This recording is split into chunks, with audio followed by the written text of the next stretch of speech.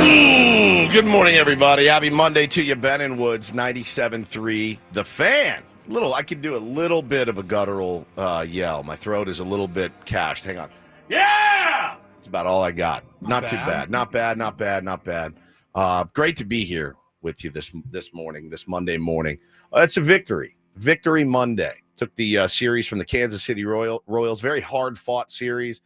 Pretty good baseball we got to watch this weekend out at Petco Park. Great to be here. I'm Woodsy. That's Paul Reindl. He is the executive producer. Good morning, Paulie. Hey, how are you? Doing well, my friend. And to my left is Benjamin Higgins, your friendly neighborhood sports anchor and sportscaster. Good morning, Benjamin. Good morning. I'm very glad to be here. I'm very glad that you are here as well. Me too. Yeah. Me too, man. I was shocked yesterday when I got a text and found out that my good friend and colleague, Stephen Woods, was in the hospital. Indeed. But you're okay now. I am okay. You look fine. Do I? Yeah. Do I look okay? You do. You All really right. do. The color is back. Man. Thought we were going to lose you for a second. It was not ideal. It wasn't an ideal weekend in my home. It was actually, it was fine. I also saw you at Petco Park with the family. Yep. Looking like you were having a good time. So I thought everything was, he's good. We knew he'd had some, issues last week, but I figured he's getting better. He's on the road to recovery. And by the time Monday rolls around, Woodsy's going to be just fine. Yeah. And then yesterday, I see a picture of you in a hospital gown, and I go, uh-oh. Yeah. This is not good. I'm still trying to reconcile if I did the right thing or not. And I think I did. And I'll let the tier ones weigh in on this. But this is an interesting one. And I think, we need to talk about the war. The war that's going on inside my body. Oh, not the other one. Right. Okay. The one that's going on inside my body. And it's been about a week now. A week ago today, you'll remember, I went to get my yearly physical. And it was the first physical I'd looked forward to in a while because I have made some really positive changes in my life and started exercising way more frequently, started watching my diet way more, got my cholesterol levels down, everything that I needed to do. Went to the doctor a week ago today. She said, very proud of you. Great job. And I said, thank you. And then the next day is when things started going haywire in my body, in my gut. And it's been a long, long week. Now, it's weird because it's not the flu. The flu, you just have it. The flu doesn't come in waves, right? When you have the flu until you don't have the flu, right? Like, I feel like crap. I'm going to fight through this, and I don't like that. Now I'm out of it. This was weird. I'd wake up, feel fine, have a little bit of breakfast, have some coffee, whatever. And then by 3:00 in the afternoon, my stomach would start waging war on itself.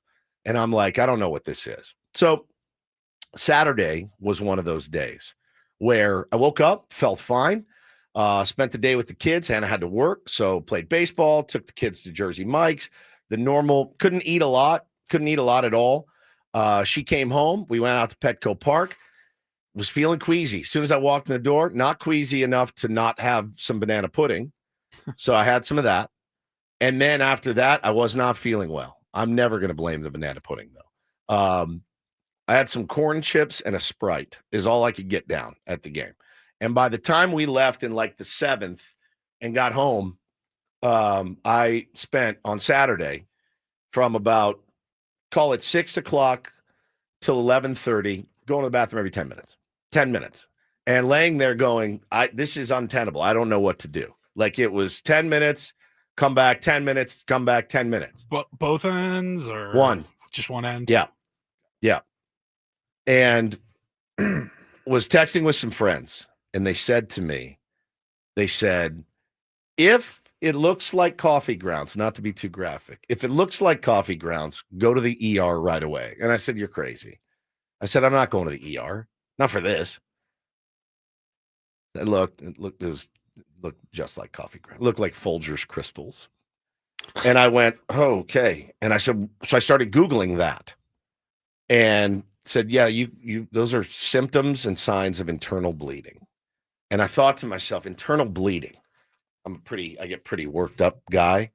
is it possible I have a bleeding ulcer inside me? And I thought, oh, my stomach doesn't hurt. It is tender. Ooh, that's tender. That's tender. That's kind of tender. It's just kind of tight and tender. And I said, all right. So I'm laying there, just kind of panicked, right? Thinking, all right, obviously thinking the worst. I'm going to take the lights down for this one. You need some music? Yeah, give me a little music. Give me a little mood music here, Paulie. So it's about 11:30 at night. My wife's asleep, and I say to her, I wake her up. I said, babe, I'm going to go check in to Scripps. She goes, really? I go, yeah. I said, I don't think I know I won't sleep because I can't keep going back and forth. And I don't want to fall asleep. And something happened. While you're sleeping? While I'm sleeping. Ugh. So I said, man, I don't want to do this. But I did it. So I go down to Scripps at 11:30 on Saturday night. Saturday night. Saturday night. Usually one of the busier nights you're going to have at the ER. So I walk in. There's about 10 people in there. It's not too bad. Get checked in. Wait for a minute. Come back. Take my blood pressure. It's good. Bring me back to a bed. And they said, we're gonna admit you here based on your symptoms. I said, okay.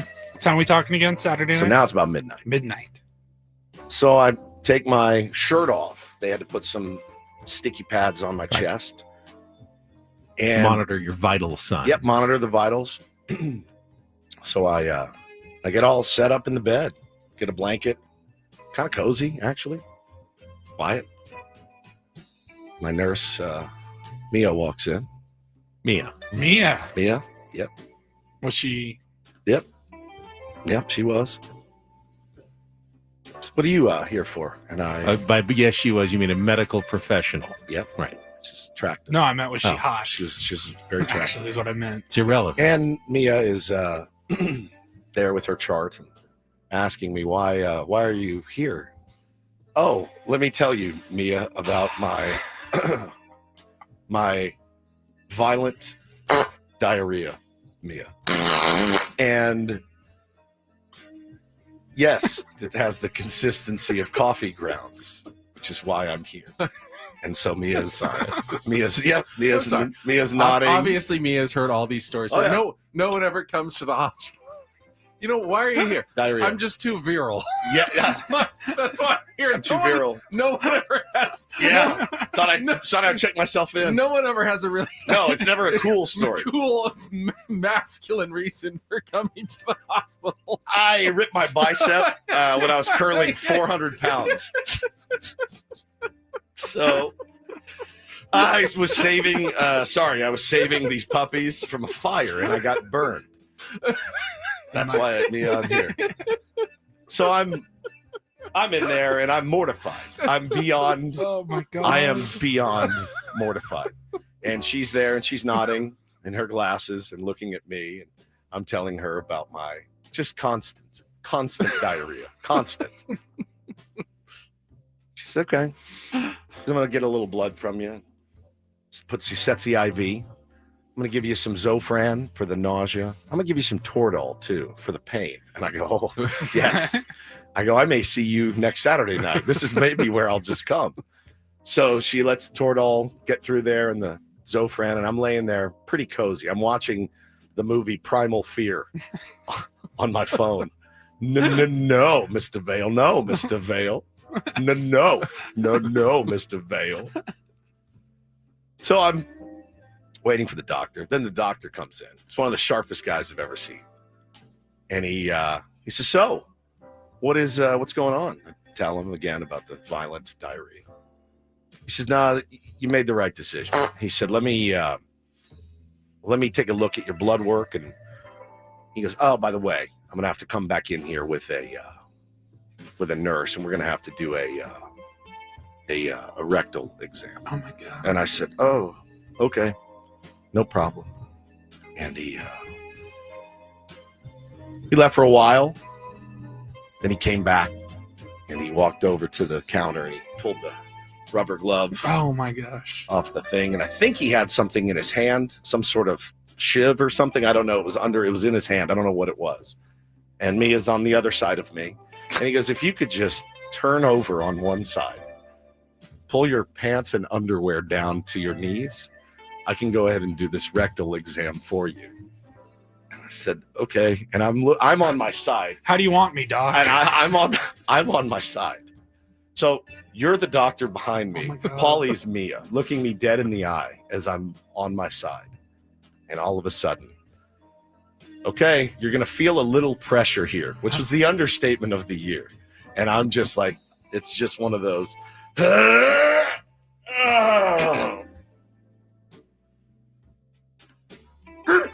And I go, oh, he goes, okay. That's it. And I said, okay. That's over? He said, yeah, it's over. You can pull your pants up now. So I don't know why I'm laughing, but I roll back I and shimmy my pants up on my back, and I'm hands on my chest, staring up into the ceiling, going, what happened? How did I get here? Where did the conversation go with Mia at this point? Didn't talk much Yeah. after that. No. So I wanted to give him the Fletch line, using the whole fist, Doc. You ever serve time? But I didn't. I controlled myself. And I fist her? Yeah, absolutely. Ollie. So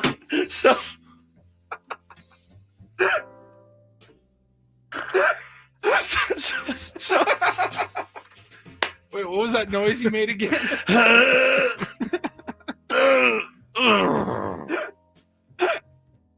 So Oh man. I then just laid there and stared at the ceiling. I started to doze off. The Toradol really took over.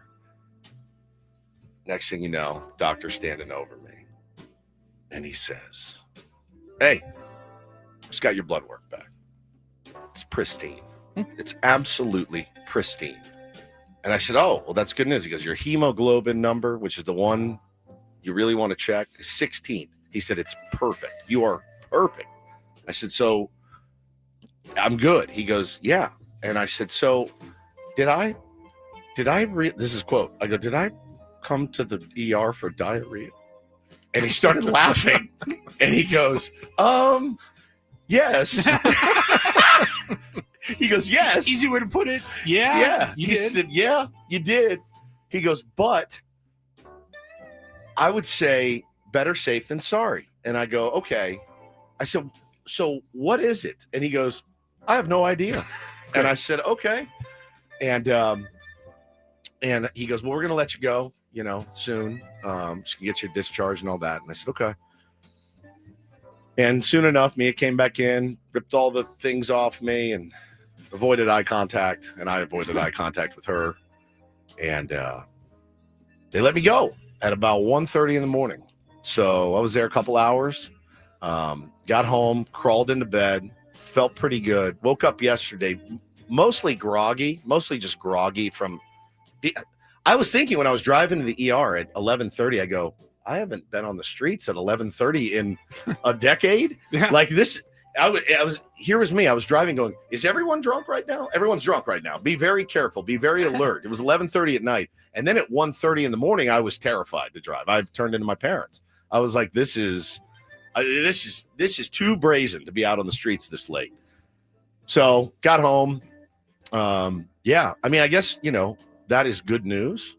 But I really calmed my diet down yesterday. And again, I think the bummer is I'm sitting there going, I'm not eating Indian food and Mexican food and spicy Chinese food every day. Like, it's rare that I eat anything with any kick at all. I eat some chicken breasts. I eat some lean protein, some turkey, a little bit of pasta, fruits, veggies. Like, I don't understand what's gone haywire in my stomach. Do I have some sort of like viral infection? Why aren't my kids getting sick? Why aren't you guys getting sick? They don't know, but they eliminated the thing that I was worried about. Seems like some sort of tropical disease for Yeah. your gut that you've inherited somehow. And so I thought, man, Yeah, like a parasite, maybe. I don't know what it is. But maybe that would have come up in your blood work. They said the blood work was pristine. Pristine.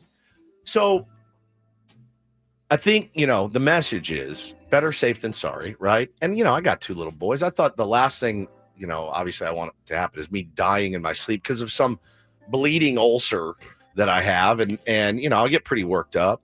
But, man, I was a little bit embarrassed. Is it weird to want them to say, "Oh yeah, you made the right decision coming in here today"? I wanted some sort of diagnosis to know. Oh, this explains it. Now I'm just the hypochondriac with diarrhea that goes to the ER when things get tough. I think. Hey Taylor, check it out. Daddy wears a diper too. Yeah, I understand. I didn't tell you that part. Oh no, what? Wait, there's a part. Well, that at one point before I didn't want to go to the ER. I didn't want to go. I wanted to do everything in my power to not go. And I thought to myself, could I fit in one of my kids' diapers just for the night? So I went and tried, and turns out I'm much bigger than that. I tried. That's a true story on their souls. That is a true story. Did you get like a leg in? I went in to Taylor's room. He was dead asleep. And rolling it up my calves. One on each leg doesn't really work. Yep. And I grabbed and I went like this. I pulled it up. I got it over my knees, and it split. And I went, all right, I guess I'll go to the ER. That was a true story. I forgot about that. Oh my god! Every day my diaper sucks. So holy crap! I think the alternative of something seriously is wrong with you is probably worse than the validation that you came in. Well, and I laid there and I thought, man, this is one of those. I wonder if you just tough it out. But to know now that, hey, man, you're good. Like everything's good. This is just a fleeting thing.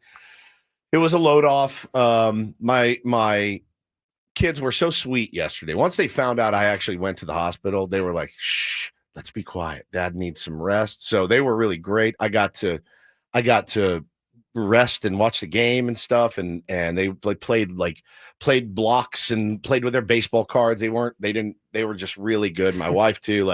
So they let me kind of recover, but man, it's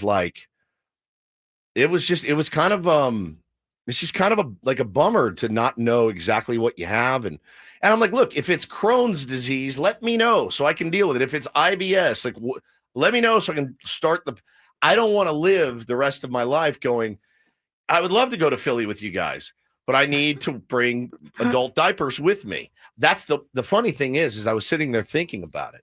And I was in the hospital bed. I go, I'm going on this trip. But what a bummer to fly across the country to be looking. Ben's got all these great restaurants planned. And for me to go sit at a restaurant and be like, could I get, I'll just do like a piece of sourdough bread, no butter, and water. And do you have applesauce? You don't because you're a restaurant? Water. I'll have some water and a piece of sourdough bread. Paulie's cheesesteak hanging from his lips. Ben's sucking down a big ribeye. And I'm over there eating sourdough bread and ice water. Okay. No booze, no nothing. Can't do anything. So you're doing better now. So this was like Saturday night. You're doing better now. So yesterday was free all day. Fantastic. Really calmed the diet down. There's a diet called the Brat diet. And bananas, it is rice, bananas, rice, toast. applesauce, toast. So today I brought a banana and I have some applesauce in the fridge. I prefer the brat diet. Just nothing but brats. Just Now, bratwursts. My question Breakfast, is, lunch, and dinner. we have a 5.5 hour flight coming up on Sunday. Yeah. Had that flight been this past weekend on Saturday, Had it been Saturday, how many times in a 5.5 hour flight are you getting up? 40? 40. The lavatory So would not every have been able to handle you. Every 10 minutes from 6 to 11. Oh my god! So that's 5 about the hours? length of that flight. Every 10 minutes. So that's 6 times an hour. That's 30 times. Sir, the seatbelt sign is on. You have to go back to your seat. You don't want that. You're going to have to get a new seat if you don't let me get up. So I just, man, but yeah. I think an emergency landing in Omaha or something. Because what's to clear the plane. Bro. So I'm okay. I'm here. I've been kind of queasy and weak, very weak. My trainer thinks I'm trying to bail from it's not that, man. It's not that. I It could have been lifting. something. It could have been something serious. Heather in our chat says, always better safe than sorry. Woods, 2 weeks ago, I couldn't keep food down, went to the ER. Now short of minor organ, gallbladder. My wife had that when she was pregnant, like 6 or 7 months pregnant. They had to take out her gallbladder, and she was also doing the same thing. We thought morning sickness, like late in pregnancy, right. But yeah, she couldn't keep food down, and it was really, really bad. So I'm glad that the test came out okay. I will say that you may feel the relief of going to the ER, but if you thought the exam was intrusive, wait until you get the bill. Yeah, now. Listen, I mean, what's your health worth to you? Yeah. You know, Mister? Yeah, absolutely. Yep. That was the first time that has happened from a doctor, to my knowledge. I don't remember ever getting that before. Maybe once, maybe a long time ago. It was the pressure is an understatement. Pressure is an understatement. That was more than pressure. It was uncomfortable, but necessary. So thanks for being there for me. Well, that was some addition of foreplay for you. Literally. Let's check. Let's check traffic. I'll quickly run through what we've got coming up on the program on a Monday. Should be a good show. Stay tuned. Kelly's got traffic, and then we'll set the table for you on Ben and Woods on 97.3 The Fan. From the 855 Get Ross Traffic Center, protecting San Diego after accidents or injury, here's Kelly Danick. Traffic is sponsored by Islands Restaurants. Good morning and happy first Monday of summer. Things are looking pretty good on the roads. Got this one problem I got to mention. Southbound 805 before the 163. Crash involving a couple vehicles. It's mostly in the center divide. Could be a vehicle over the right shoulder. No lanes blocked. Just watch out for a little activity there. That is southbound 805 before the 163. Big on protein, rich on flavor. The new $10 Islands Restaurants protein bowls are here for a limited time. Packed with over 40 grams of protein and stacked with fresh ingredients for the flavors you love, just in a bowl. Find your protein paradise at islandsrestaurants.com. I'm Kelly Danick with Ben and Woods, San Diego's #1 sports station, 97.3 The Fan. OMG, Jose Iglesias comes in and in 3 innings does a little bit of everything to help the Padres win a series over the Kansas City Royals. We will wrap it up and talk about the entire weekend and really an important series win. I think we all agree for the San Diego Padres at home. Got the Washington Nationals now coming into town as they wrap up the stretch of 26 games in 27 games. We'll look at all of that coming up with our guests, which means Craig Elston on a Monday from Padres Hot Tub will be with us at 7:35. Of course, our friend and former colleague. And then Dennis Lynn from The Athletic will join us at 8:35, our Linsider with everything going on. There were some moves the Padres made over the weekend, and that trade deadline's getting closer now. We're just over a month away. Something's got to give at some point for your San Diego Padres. Just waiting on teams to make their players available at this point, and everyone's still in it. I mean, you look at the standings, and like there are still only about 4 or 5 teams that are out of it. Everybody else is in it. Nobody's willing to deal at this point, and AJ Preller remains patient as his team tries to kind of hold on. I don't even know that he's remaining patient. I believe, based on things that I heard over the weekend, that he's impatient about it. To be honest, I think he's getting impatient, and I think he knows. Seems like an impatient sort of GM. He always acts quicker than almost everybody else. Yeah, I think honestly, there's just nothing out there. But I think I could say confidently today, based on the amount of information that I got over the weekend, Ben, he's ready to deal. But it takes 2. You have to have another party, and it has to match up. But the rumor mills are churning right now, and I do get the sense, guys, something is going to happen, and I can't say that it's going to be soon. But I think if he had his druthers, it would be. All right, we'll go through what happened over the weekend, starting with Sunday's game, our wrap up, and all the moves the Padres made. Do not go anywhere. Ben and Woods underway. Brand new week. It is Monday morning. Tier 1's glad to have you with us here on San Diego's #1 sports station, 97.3 The Fan. Gambling problem? Call 1-800-GAMBLER. GEGE 000-466. For a full list of games and rules, play at 7 Mile Casino. Visit 7milecasino.com. Well, Woods was out late night for another reason on Saturday, but a more fun reason to go out late at night is 7 Mile Casino, open 24/7. So 1 a.m. 6 a.m., whenever you've got a hankering for California-style blackjack, Texas Hold'em poker, Pai Gow, or Baccarat, they are open. Your 24/7 option down in Chula Vista. Yeah, man, I could have gone, right? They discharged me if I wanted to. Problem is, I don't think I'm ready to eat yet the delicious Kung Pao chicken. And I've been craving things like that, because I'm eating toast and applesauce and bananas. I want the good food at 7 Mile Casino, but you can certainly go play some California-style blackjack in a smoke-free environment. No slot machines either. It's got everything you're looking for. Best part, just 7 minutes from Petco Park. If you're a high-limit player, they will take good care of you at 7 Mile Casino. They usually have a really good action spread at all their tables with good dealers, comfortable seats, TVs throughout the place. Windows, it's light, it's airy, it's comfortable. It doesn't make you feel like you're going to a dingy, dark card room, and you don't have to drive all the way out to the East County, navigate a parking lot and a giant casino filled with slot machines to get there. Check it out today. It's 7 Mile Casino, just 7 minutes from downtown.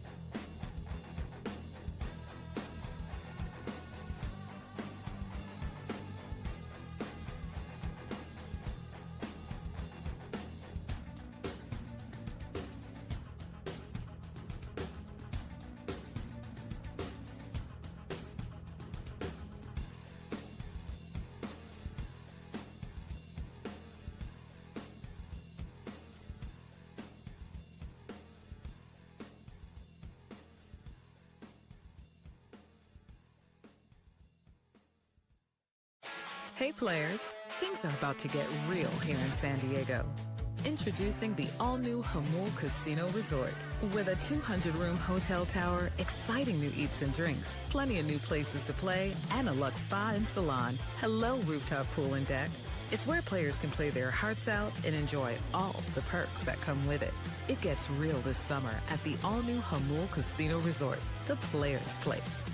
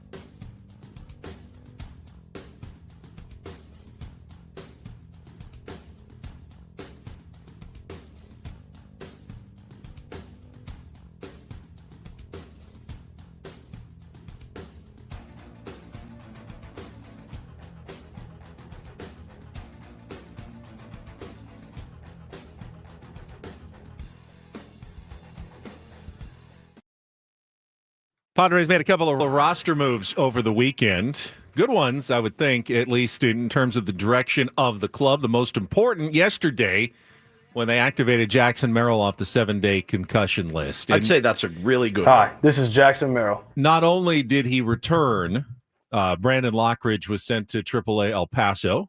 Always going to be at the ready. I doubt we've seen our last of Brandon Lockridge. I'd say I would say having a Bryce Johnson is just as good as having, if not better, a Brandon Lockridge, also a switch hitter, probably a better overall player.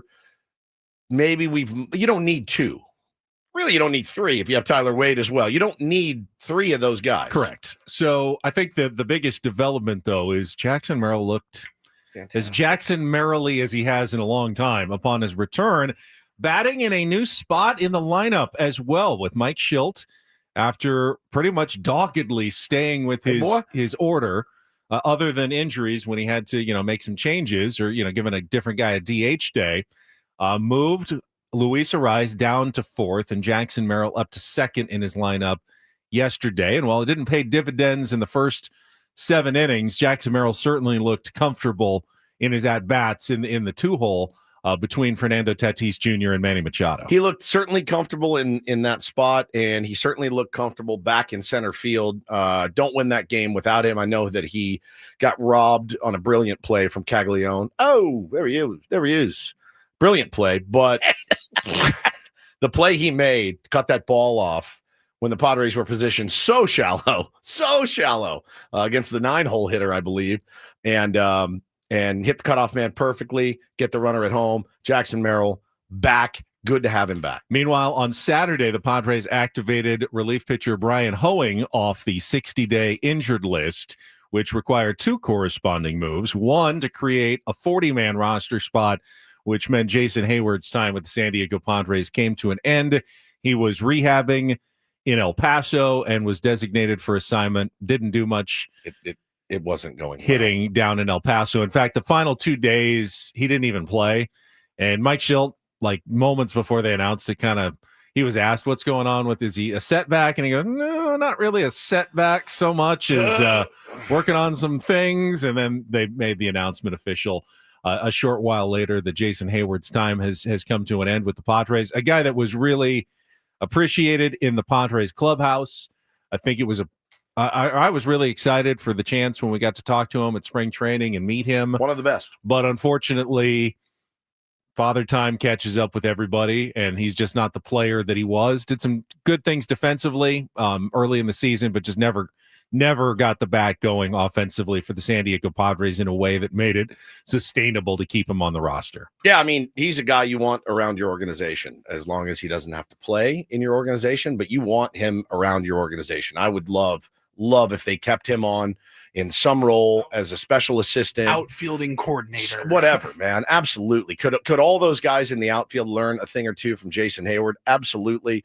Could young guys coming up learn how to be a professional from Jason Hayward? Absolutely. Did all the right things, said all the right things. Father Time comes for everyone. It came for Jason Hayward. I wish him nothing but the best. One of the best, most fun interviews we've ever done.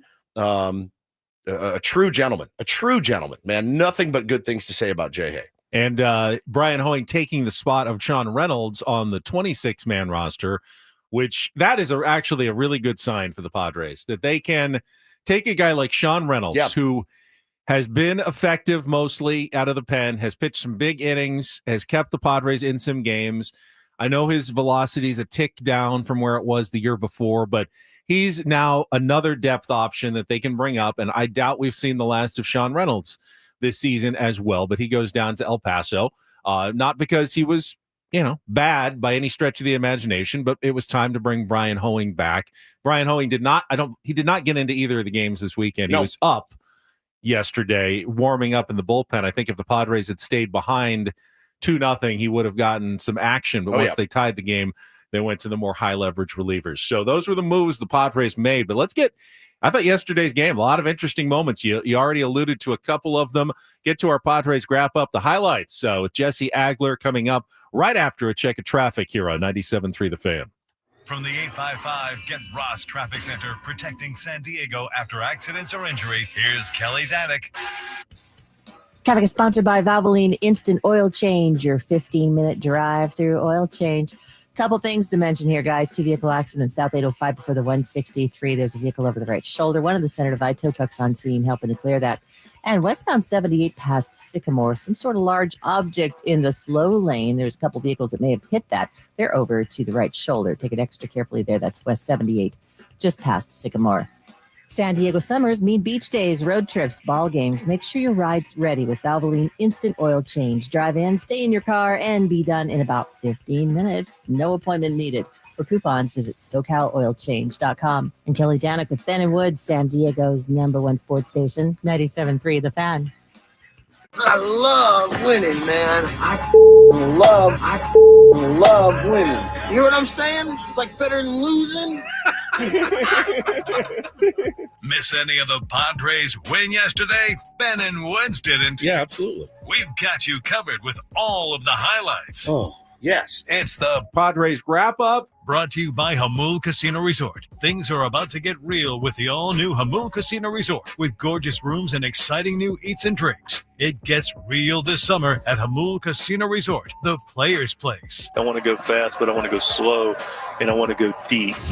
And Perez launches it to left center field. Wade is back to watch this one gonna go. Salvador Perez with his 9th of the year and a 2-run shot here in the 6th inning will give the Royals the first 2 runs of this day. And a line drive into right field. Caglione coming on, not going to get there. Merrill has scored. Sheets is on his way. Here's the throw, not in time.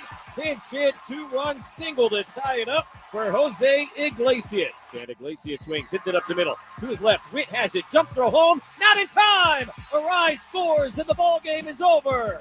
How about Jose? Keep doing things the right way consistently. You're going to give yourself the best chance every night you shake hands. That's how this team's built, and that's how we operate. And with Jackson Bogey specifically, if he's going to continue to take good at bats and he's going to look like he looks. You just know you're going to stay with him, and it's going to break out. And so good for him, good for us. He looks great, playing great baseball for us every phase. Man, really, really well done by Xander Bogaerts, you guys. The play he made up the middle is as impressive as what he's done with the bat. That is called feeling yourself. I mean, just a much needed play, a necessary play, brilliant play, perfect throw, all of it. That throw on a line, by the way, not on a hop, on a line, Manny Machado-esque, like right to the chest. I can't. Freddie Fermin was running, but still, what a great play, and what a great at bat in the ninth inning. Yes. The kind of at bats that we hadn't seen enough of from Xander Bogaerts. I didn't know that we were going to start with Xander, but certainly he deserves his credit for the last week that has been.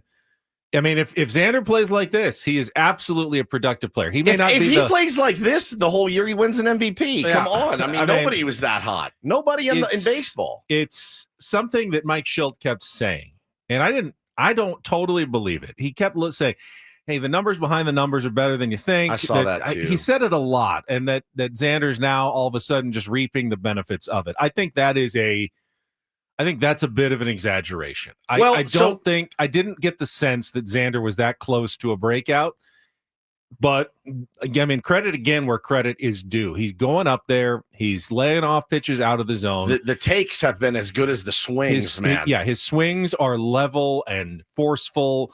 He's hitting line drives all over the park. He's hitting for some slug now, not only the home run, but getting some doubles as well. Yes, he's had some luck also. A couple of the balls he's put in grounders that have found holes that didn't find holes earlier in the season. So I get there is some good fortune that offset some of the bad fortune that he's had earlier in the season. But Xander Bogaerts looks like a productive player at this point, which is honestly, we had a discussion last week and all of us had thrown up our arms at some point going, is it ever going to happen again? Was that after the first Dodger game? I think it was Wednesday. Yeah. Was it Wednesday? That we were having the discussion, like our hands are in the air going, is he ever going to even be close to what we were hoping he was going to be? I mean, we all knew he was never going to be the 5-time Silver Slugger winner again, but come on, something, right? Something's going to give. And well, it did. And Xander Bogaerts has looked really solid over the last two series. Yeah. I mean, I had talked to, and it was a very respectful conversation that I had on Twitter with one of our tier ones. And I'm looking for it right now. I send a lot of tweets, it turns out.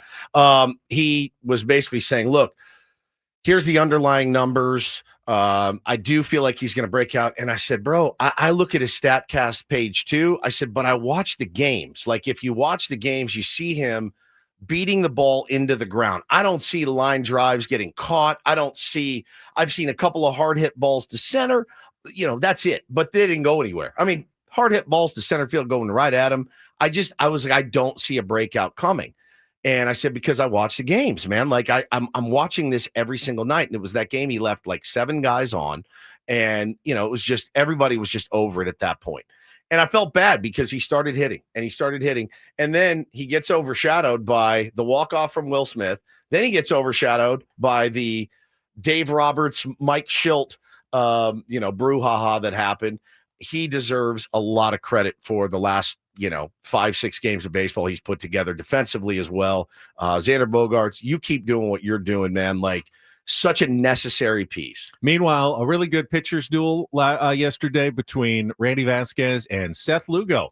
Of course, former Padres Seth Lugo. We talked about Seth as a guy that we would have both liked to have seen the Padres try to keep, and they were unable to re-sign him. He got a little more than they probably wanted to pay, but not that much. I mean, it was a fairly reasonable deal that he signed. I mean, the Kansas City Royals are thanking their lucky stars that Seth Lugo fell into their laps. He's incredible. Runner-up in the Cy Young Award in the American League last year.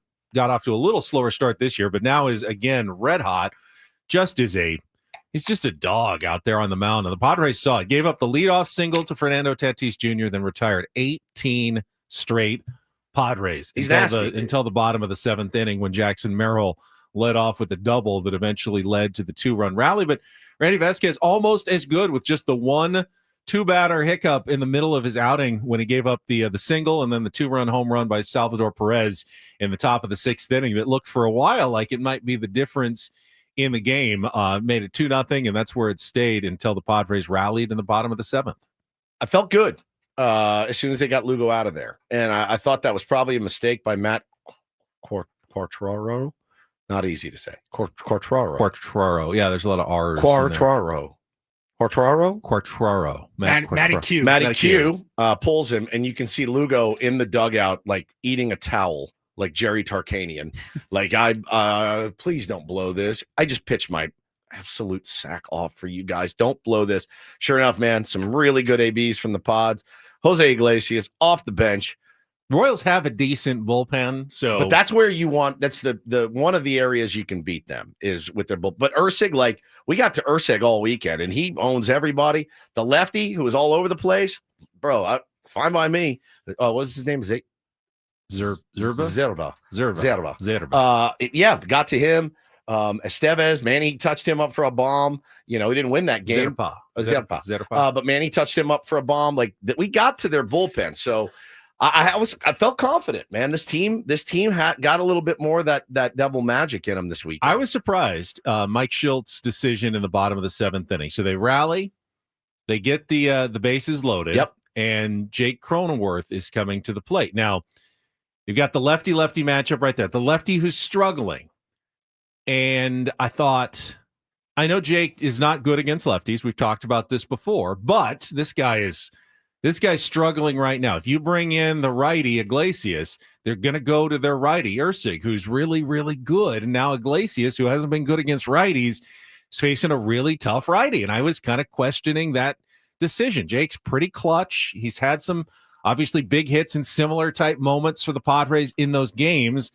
And in my mind, I was thinking, I think I just leave Jake in this situation and take my chances with that matchup. But Schilt had different hunch. It's one of those. It really is one of those. It's a hunch. You don't have a great matchup either way. Yeah. Which one do you want? And he went with Iglesias, cold off the bench against a new, fresh right-hander. Got right down 0-2, and I'm going, yeah, dang, I knew this was going to happen. Credit to Jose Iglesias. Just went with where the pitch was taken. Beautiful. Dumped it into right field. Beautiful. Tied the game with a 2-run single. That is pinch hitting, 101. That is exactly what a pinch hitter needs to do in a situation like that. And credit to Mike Schilt for pulling the correct string in a situation where it really is kind of a flip of the coin. Which way are you going to go? Which option do you want to go with there? Yeah. And then again, Iglesias coming up. Well, then let's talk about the Padres trying to win that game, in the bottom of the 8th? Sure. And let's see. Jackson comes up, tie ball game now, 2-2. Yeah, Jackson comes up, runner on, and hits a picturesque Jackson Merrill, perfect swing on a down and in pitch, yanks it to right field, and I'm like, this SOB right off the IL comes out and hits what will essentially be a game-winning home run.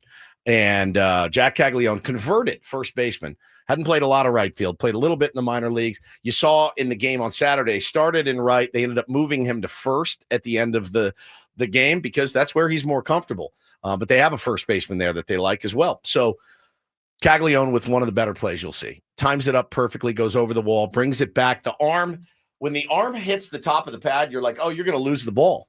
He didn't. Kept it, brings it back. Right near the snow cone edge of the mitt. I mean, it was a sensational play. Massively impressive play from that. I don't even rookie. Necessarily expect Tatis to make a play like that. No kidding.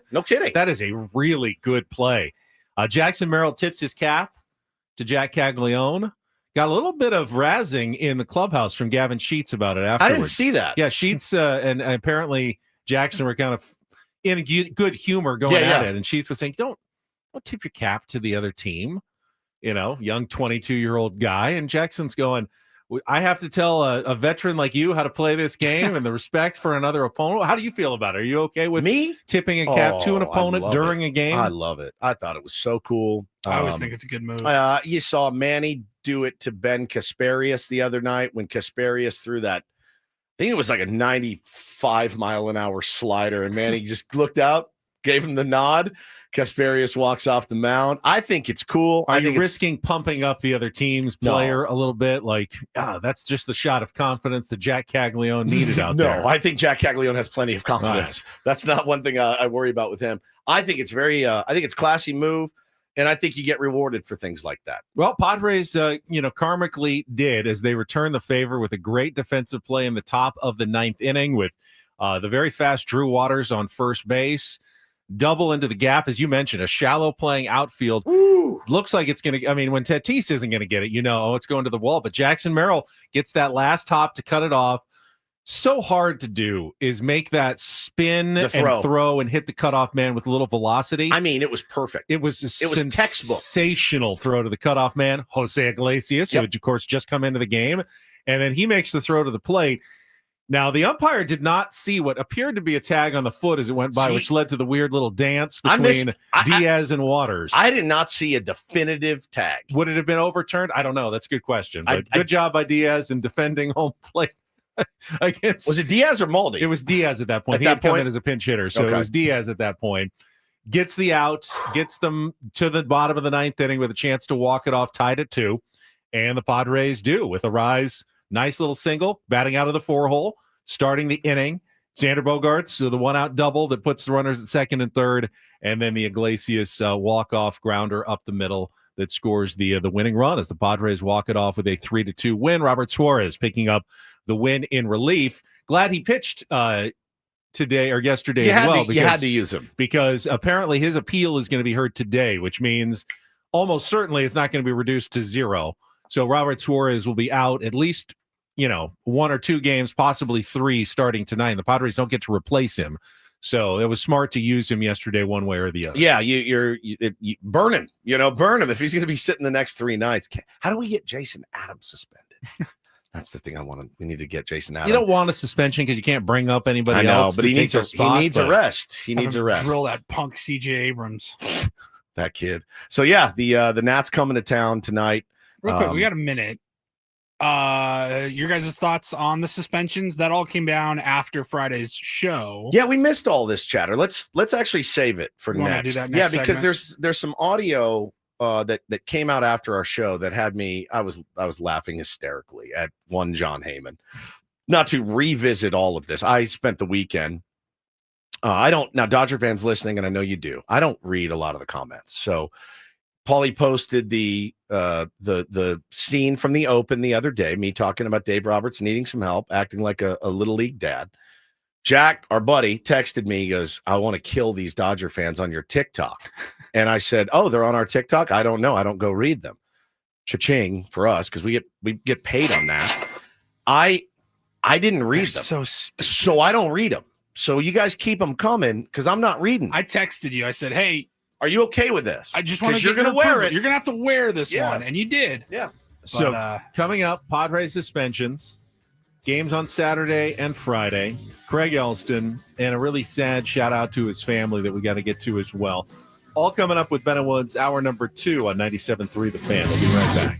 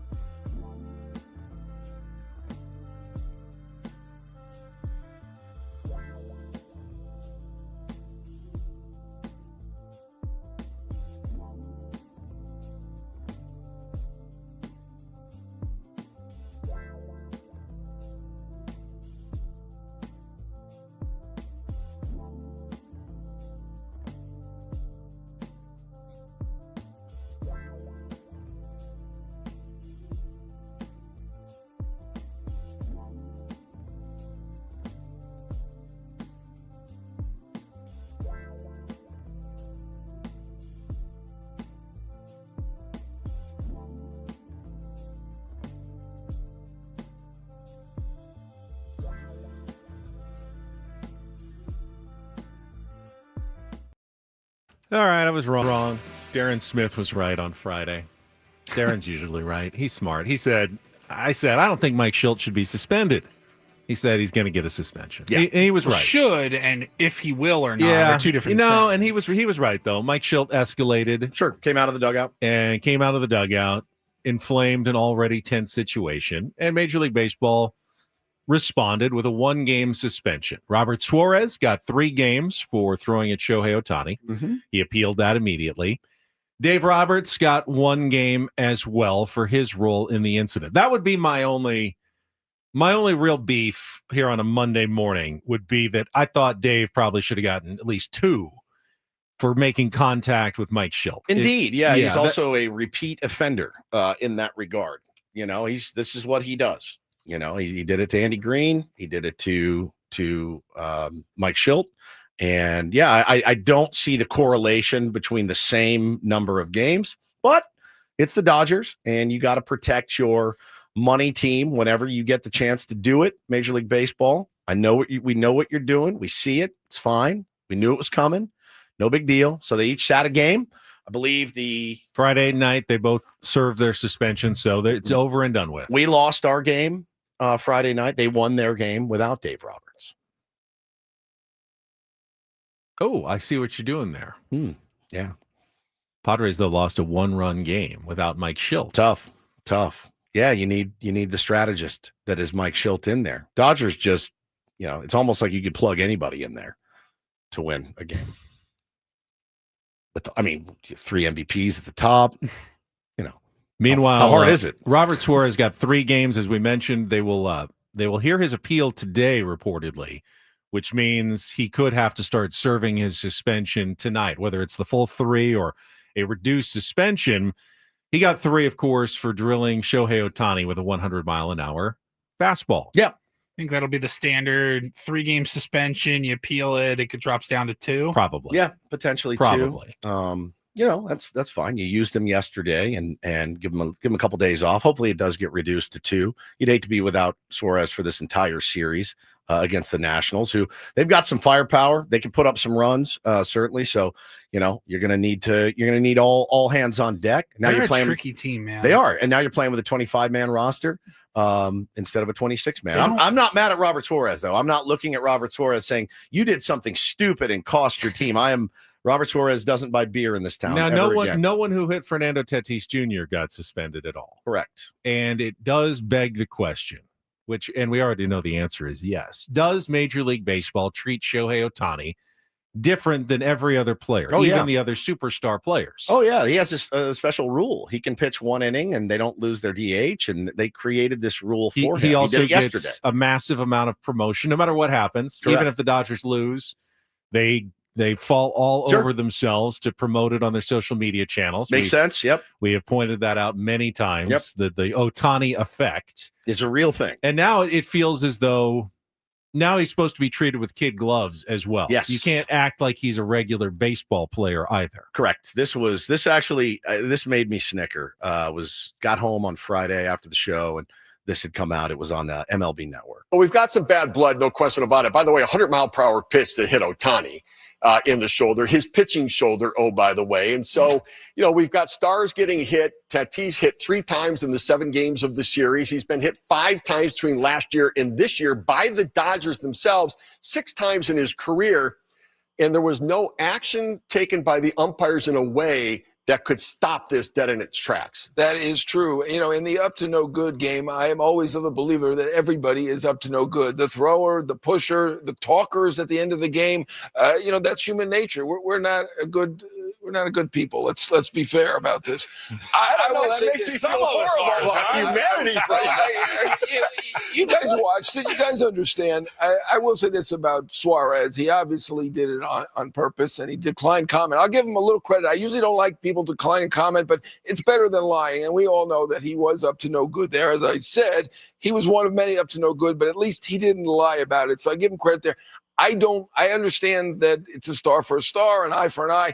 Ohtani is on a different level. We can't hit Ohtani. You just can't.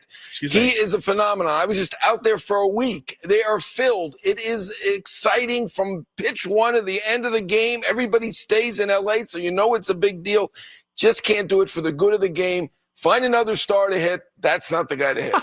That's insane. It's the most That was insane John Heyman, thing. by the way. That's John Heyman. Wow. That is the most insane baseball First of all, take I'm going, I've heard. if I'm Mookie Betts or Freddie Freeman, I'm going, wait, find another star to hit. You Yeah. can't hit Shohei. We can't hit Ohtani. You just can't. You absolutely can. And I tweeted it the other day. As soon We as I can't saw hit this, Ohtani. He's the one guy in Major League Baseball that if I hit him, he could hit us back. Like he has the opportunity to retaliate all on his own. He's the one guy in baseball that you can absolutely dot because he has the opportunity to dot you back, right? Like he is Jack Little ain't taking any ABs. 100%, 100%. So, I think, and you saw how Shohei took it. We all applauded him and praised him for waving the bench off. I'm not going to escalate this anymore. He's never been in a fight in his entire life. He's not a fighter. He's just a great baseball player. And I think that kind of statements like that, I think are ridiculous. I think they are. No one's bigger than the game. Nobody. And that's what they always say is no one man is bigger than the game. Does he do cool stuff on a baseball field? Yeah, absolutely. He does really cool stuff. But there are guys in baseball that do things that even he can't do. The center fielder for the A's, the way he plays center field, Shohei Ohtani can't do that. Can you hit him? Yeah, you can hit him. Manny Machado at third base does things I've never seen anybody do. Can you hit him? Sure, absolutely. No one's above the game, especially Shohei Ohtani. He is a unicorn. There's no question. That being said, you can hit a unicorn. You can hit a unicorn. Apparently the back near the pitching shoulder was okay, as Ohtani did throw yesterday one inning against the Washington Nationals, struck out two batters, first two strikeouts of the season. He wears for Ohtani and in a Dodgers uniform. He wears such an insane amount of padding, and he's built like a brick S house. Like I said the other day, I don't know that there's a human being on the planet that could hit Shohei Ohtani with a pitch and really hurt him. Like really, really. I thought your point about, I hadn't thought about it, that Ohtani's the one guy that can take matters into his own hands. 100%. So, now, he can't hit Robert Suarez. No, can't hit Robert Suarez. He can hit other teammates of Robert somebody Suarez. else. Sure. Next time that the Padres face Ohtani, he'll have that decision to make on his own. Somebody made the interesting correlation, and I didn't really realize it. Over the weekend, you saw Jared Lorenzen, the Friday night pitcher, go 95 over Toddy's head. You guys saw Michael that? Lorenzen. Michael Lorenzen. Jared Lorenzen was Jared a Lorenzen. Former quarterback for the New York Giants. Was I it the believe. big guy? Yeah, the real big guy. I Okay, think, now you yeah. can see why I made the correlation, because they're both jacked. Michael Lorenzen. I was at the game Friday night when Toddy hit the deck, first AB of the game. Everyone around me, we're standing up going, what the F is going on? Well, so like, do listen- the Royals want smoke now? So, you know that Michael Lorenzen was an angel with Shohei Ohtani, and they were like best buds. I did not know that. Best I did buds. not know that at all. Dodger fans actually pointed it out on Twitter, and they showed them like hugging in the dugout. Like they were real tight. And I went, did this dude go at Toddy? Like Toddy didn't throw that pitch at Shohei. And I thought That's to myself, something. If you're taking it on for another team, I know. to defend a player on a different team as yours. 95 over the dome of Fernando Tatis Jr., man. Holy cow. So I think that's a ridiculous take by John Heyman, one in a series of a million ridiculous takes by John Heyman. It comes with the territory, but that's you can't say that out loud. You can't. Well, he is above the law, as we've seen, but he's not above reproach. He's not above reproach. Well, speaking of baseball writers, before we get into talking about Saturday's game, really got some devastating news just a couple of hours before the first pitch on Saturday. A really terrible loss in the baseball media community. A guy who has covered baseball for many years. He was a Twins beat writer for a long time, became a national baseball writer for CBS, and then the New York Times. And, of course, was based out of San Diego, Carlsbad here. So we saw him all the time at Petco Park. Scott Miller, maybe one of the most common guests you've heard here on 97.3 The Fan over the years on not only our show, we've had him on a few times, but certainly in the afternoons as well. Just a great writer. Just come out with another new book, Skipper, Why Baseball Managers Have Always Matter and Always Will. I need to get that book. Yeah, man. I do too at this point now. We found out that Scott Miller passed away He was diagnosed with pancreatic cancer a few years ago, went through the treatments, kind of had beaten it down for a while, but that is one of the nastiest, if not the nastiest one that you can get. And Scott lost his battle over the weekend, and we found out on Saturday. So a lot of tributes, obviously, from around the baseball world and certainly here in San Diego. But got to give him the old Ben and Woods tribute for a guy who I've known for about a quarter of a century and really was as nice as anyone as you're going to meet in a press box.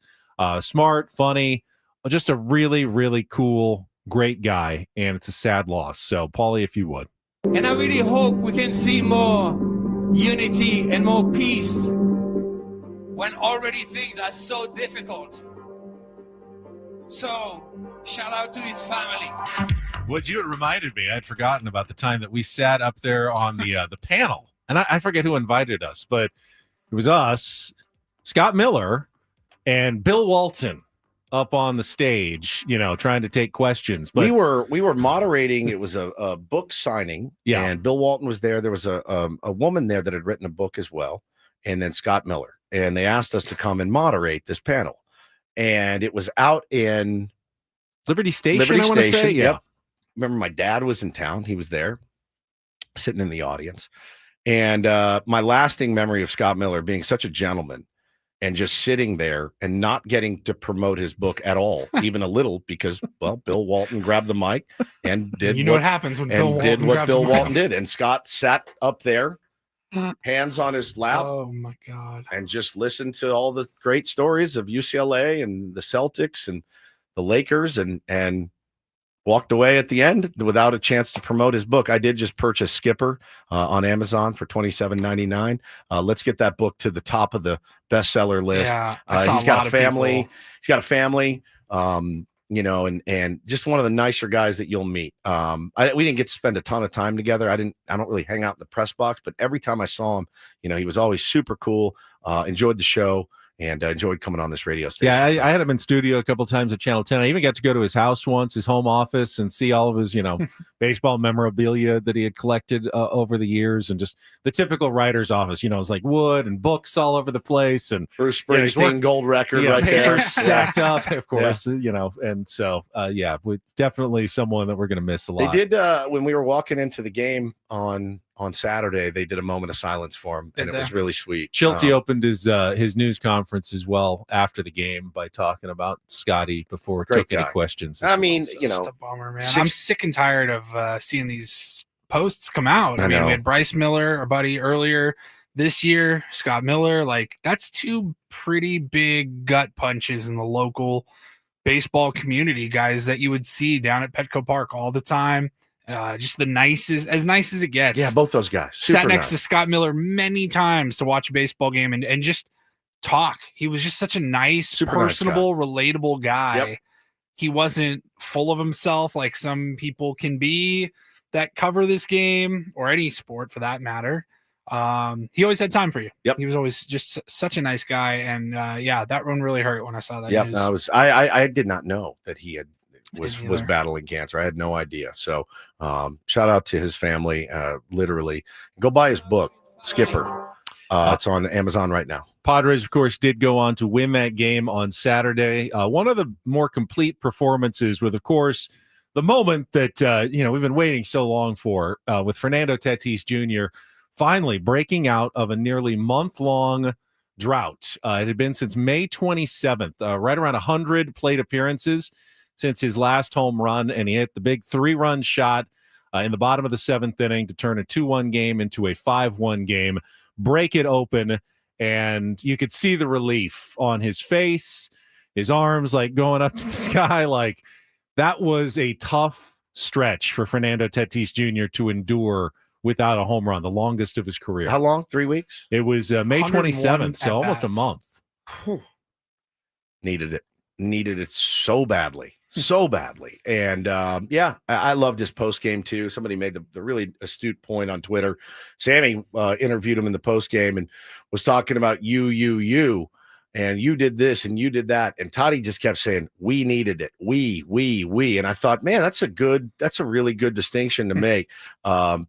because when you're scuffling like that, man, you want to do your part. Everybody, Xander, Toddy, Arise, all these guys, they want so badly to win. That's never been in doubt. But man, it's tough to watch your best players go through stretches like that. He was in a slump. He had definitely started to pull out of it. I mean, his on-base percentage had been up to like 380 in recent weeks. He just wasn't getting the ball over the fence. So, yeah, it was a very nice sight to see, and it helped make a winner of Dylan Cease, who really, grinded out 6 2/3, pitched into the 7th. He did. Didn't think he was coming back out for the 7th, but Mike Schilt pushed him to a season-high 110 pitches in that game because, well, Padres needed the bullpen to get a little bit of a night off, and Dylan Cease is the one guy that you can really lean on for a little extra. And I think the fact, and Mike Schilt did talk about it after the game a bit, Dylan Cease will have an off day on Thursday before his next start, so he's going to get an extra day of rest before he takes them out again.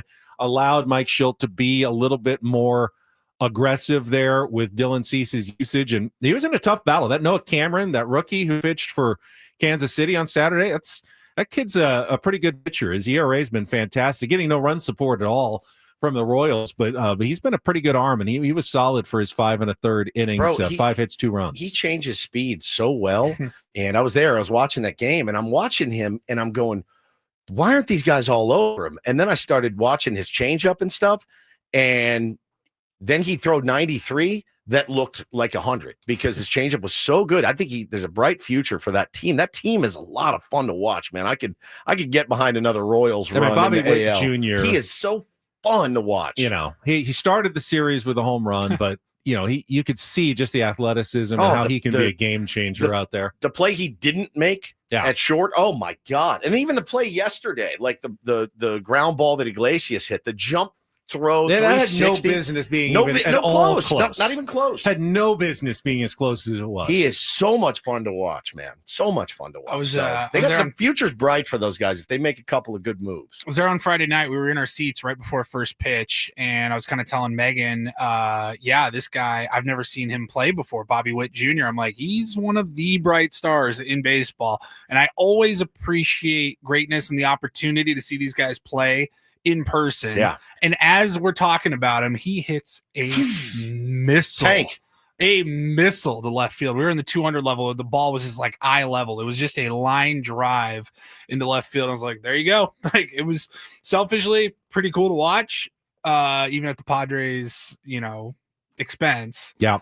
But he's fun to watch, man. All right. Meanwhile, Tej in the chat says, congratulations to my Tigers for winning the Men's College World Series. We will talk about that coming up in our next segment as part of Don't Do This, which is ahead. And then Craig Elston will join us, and we'll talk more Padres baseball as well. So stick around. Bennett Woods, lots to still get to here on a Monday morning on San Diego's #1 sports station, 97.3 The Fan.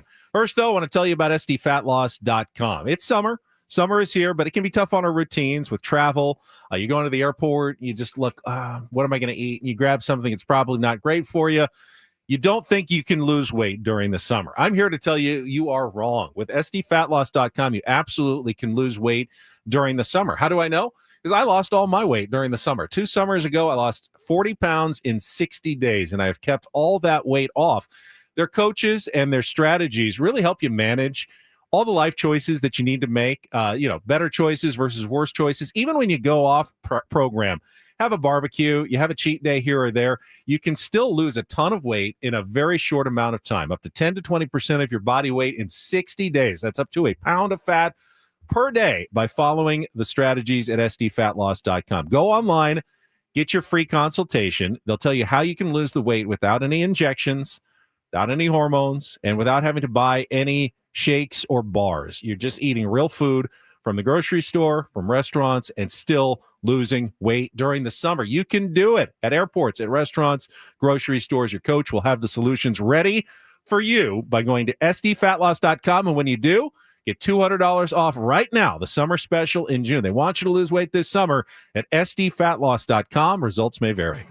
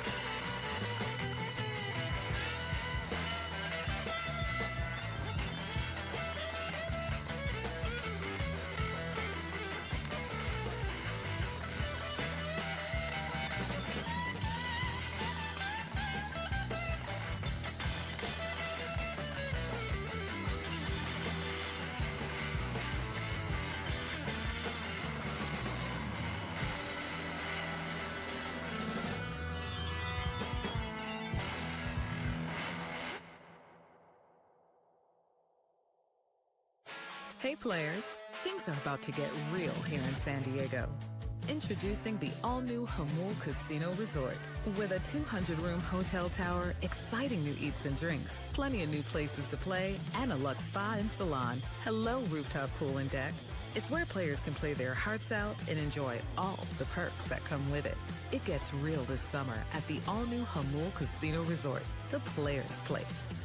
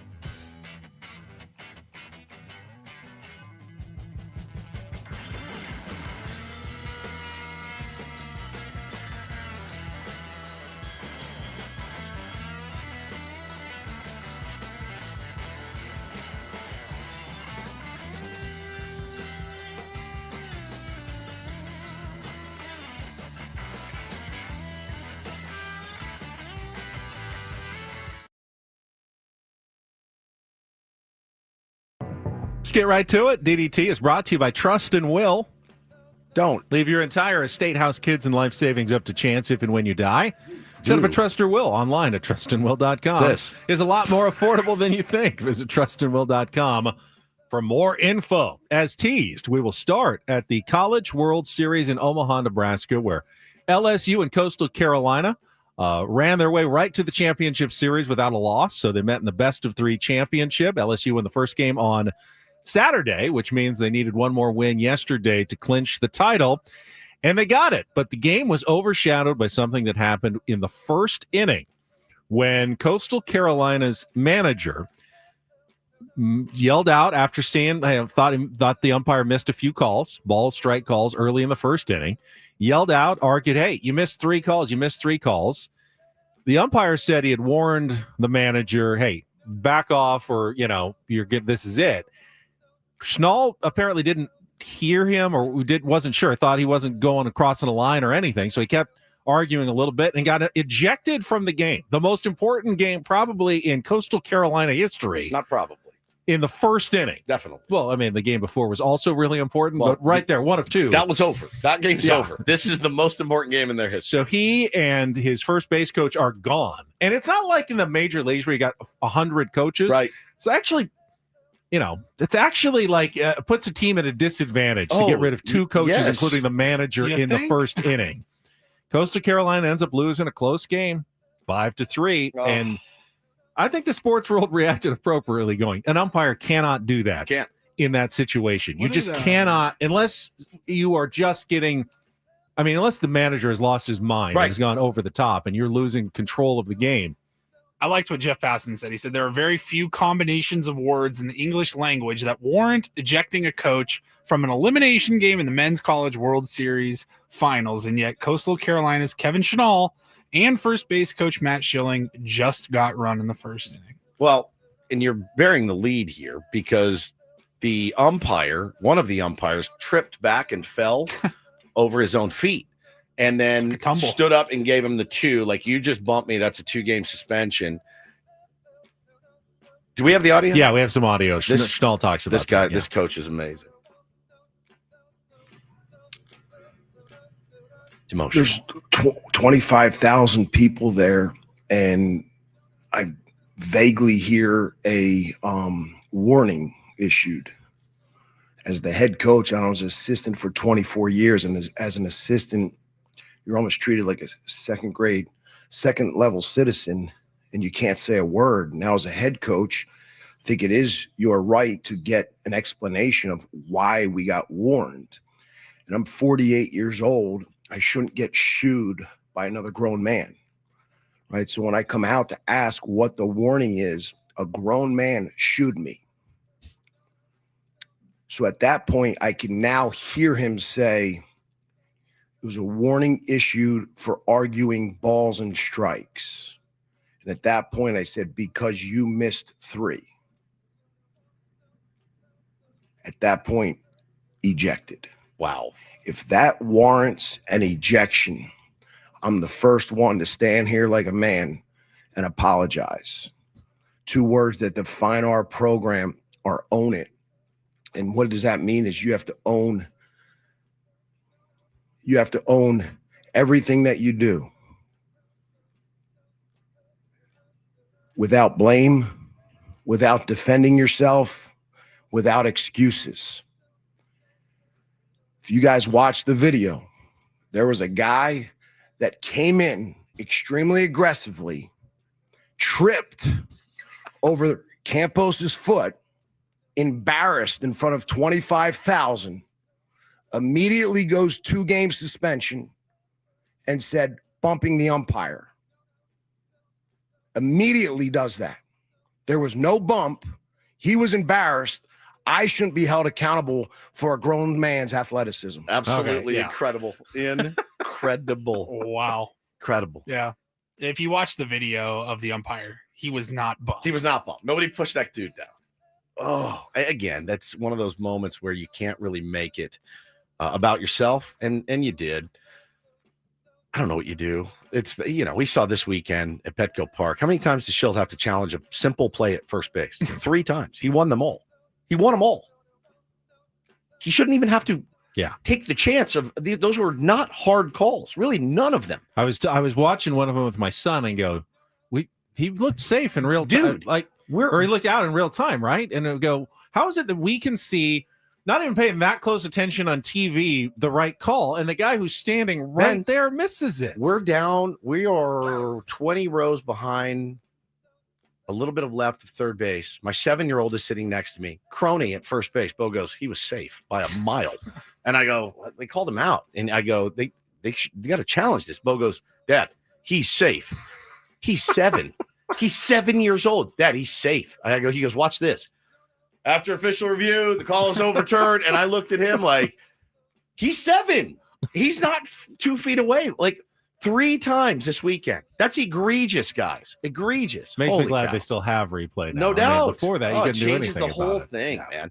man. Pretty gnarly story out of San Francisco over the weekend. If you saw this coming around Twitter, just all of a sudden, out of the blue, a TikTok video popped up from the wife of Giants reliever Sean Jelly. And it's her in a TikTok video with her 2 boys. She says, when my MLB husband abandons us on Mother's Day, a week after this, once I finally found out about his affairs and stopped putting up with his abuse, so I've been raising 2 boys alone. Well, obviously you put that out on TikTok, people are going to find it. It goes viral instantly. And everyone's going, abuse? What kind of abuse? One of them looks just like Taylor. It really does. The kid with the curly hair. The curly hair I kid know. looks just like Taylor. I know. And so obviously it starts to make the rounds on social media. I saw a lot of Dodger fans delighting in this, which I thought was odd, but par for the course. Par for the course. Sean Jelly did have to come out and make a statement essentially. And he basically said, look, this is a situation that's been going on for a year in my home. I've talked to my attorneys. I'm not going to really respond to it other than the fact to just say that, it's kind of my private personal life. Doesn't have anything to do with what I've done on the field.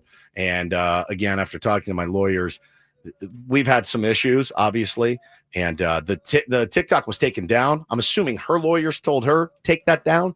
And listen, whatever the truth is, it's an ugly situation. It's an ugly situation, and of course, Major League Baseball, when there's a allegation of abuse, they are going to be investigating as well. And so Bob Melvin said, "Yep, I talked to him. We're aware of it. We're looking into it, but I can't talk about it. It's a legal issue." So. Finally, a little doo-doo this for a Monday. DD mega doo-doo. And you know what? I'll give it to Tom Brady because apparently he still has it. Now, I hadn't heard about these, the Fanatics games at Fanatics Fest in New York, but they must have paid a lot of money because they had a ton of athletes and celebrities out for just a weekend of revelry and competition, including a kind of a decathlon-style game between athletes, celebrities, and fans. It's actually Fanatics Fest has been going around for a couple of years now. Michael Rubin owns Fanatics, massive leader in the sports apparel and collectible industry. So think of like Comic-Con for sports. I mean, every major athlete that's signed to Fanatics, they're all there. I never even heard of it. I hadn't either, but so they had the competition, which was 8 challenges. Quarterback skills, basketball shooting, soccer goal scoring, baseball pitching accuracy, a washer-dryer hockey shooting challenge, a WWE superstar entrance, a UFC striking challenge, and a closest to the pin golf challenge. So you got to be pretty, diverse. Well-rounded. Well-rounded. $1 million for the winner. Tom Brady ended up winning the whole thing. Tom Brady. Well, you say that. Second place was UFC fighter Justin Gaethje. But third place was a 39-year-old Pennsylvania teacher named Matt Denish. Now, Brady ended up giving his $1 million. He gave $5,000 each to all the other fans like Denish who competed against him and then donated the rest to charity. Gaethje won a Ferrari. And then Denish won a Topps Chrome Gold Refractor LeBron James rookie card, numbered 50 and graded 9.5. Sold it to Brady for $250,000. Good God. And a Brady signed jersey. So I think Tom Brady comes out looking pretty good as the winner in all of this. As usual. Yeah. And that's Don't and Do this for a Monday. That was Don't Do This with Ben and Woods on 97.3 The Fan. Speaking of Denish, we have Denish Lynn coming up at 8:35 this morning. Yes. Every time you said Denish, all I kept thinking was Dennis. My old roommate was Brian Denish. Yeah, so I knew a Denish, but I don't think he's related to Matt Denish. I'd never heard of those games, by the way. I hadn't either. That's the first thing they've done. First time they've done it. Yeah, it's just it's a who's who convention. Such a who's who thing. I mean, Livy Dunn. You probably saw a video of her buying. Oh, that's what that was card. from. Okay. They have James Harden was 4th, Eli Manning was 5th, and then fans rounded out the top 10. Yeah, they have like a market where you can buy collectibles and trading cards and stuff. Kevin Durant was there doing a panel. Oh, when he the got news traded, broke right? of his trade, we might talk about that later. But yeah, it's like Comic-Con. We will talk before we talk to Denish Lynn. We will talk to Craig Elston coming up in our next segments. More Padres conversation ahead. Don't go away. Ben and Woods continuing here on 97.3 The Fan. Well, gang, it is Woodsy here. And again, very thankful for Eco Water because it has kept me hydrated through this latest bout of, dehydration. Where would you be without Eco Water? You know that I don't think you'd be here doing this live. I would be a shriveled up skeleton because Eco Water is the best water you can put in your body. It is bottled quality water straight from our tap every single day. Their alkaline filters take hydration to the next level. We've got the unit in our home. It is a total game changer. It's purified soft water. Our skin feels better. Our coffee tastes better. Everybody's super happy. Everybody's all in because when your water's this pure, you can taste the difference. You can feel the difference. It is silently, the water in your home right now, the hard water is silently wrecking your plumbing, appliances, and water heater as well. Eco Water is the best at this. They've been keeping water soft since 1925. They patented the first self-regenerating water softener, and they are leading the way today. So you can get a free in-home water test today. Just call them, 760-350-3338, and try the Soft Life and alkaline water now for just $9.95 a month. You can also go to ecowatersocal.com. Make sure to let them know Woodsy sent you. Get the unit, guys. Get the unit in your home. You will not be disappointed. Not everything in life should be hard, especially your water. Keeping it soft since 1925. Eco Water, your water should be perfect.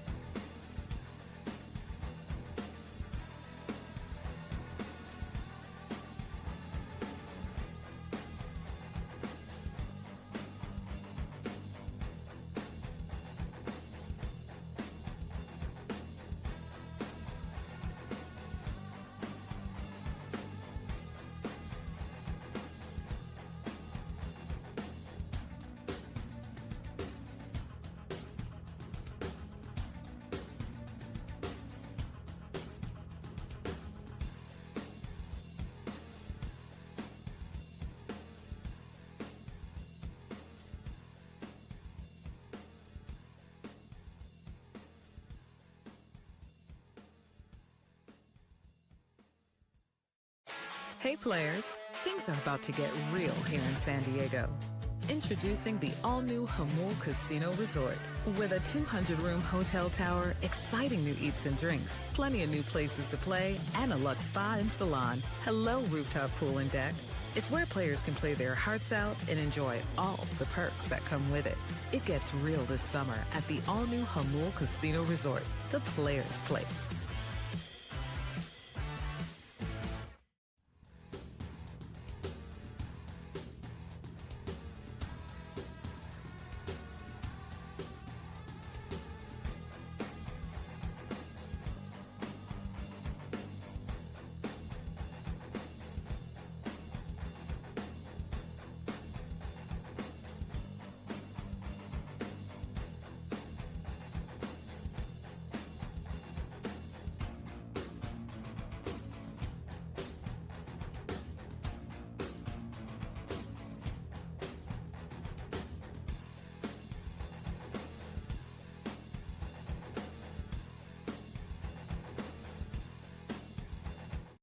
Craig Elston standing by. Little Padres hot tub and a big game for SDFC coming up on Wednesday. We'll talk all about it right after a quick check of traffic here on 97.3 The Fan. From the 855 Get Ross Traffic Center, protecting San Diego after accidents or injury, here's Kelly Danick. Traffic is sponsored by Valvoline Instant Oil Change, your 15-minute drive-through oil change. Get a little busier on our roads, guys. North 805 at the 15, crash blocking the slow lane. Also, accident on westbound 52 past Santo Road. Appears to be blocking the two left lanes. Southbound 67 near Fletcher Parkway. Collision involving a couple cars there in the center divide. In the North County, southbound 15 before Villa Rancho Parkway, tow truck is helping to clear a crash out of the two left lanes. And looks like the slow lane is blocked as well. And got this collision on westbound 78 just before the 15. Those vehicles are fortunately over to the right shoulder, not blocking any lanes. San Diego summers mean beach days, road trips, ball games. Make sure your ride's ready with Valvoline Instant Oil Change. Drive in, stay in your car, and be done in about 15 minutes. No appointment needed. For coupons, visit SoCalOilChange.com. I'm Kelly Danick with Ben & Wood, San Diego's #1 sports station, 97.3 The Fan.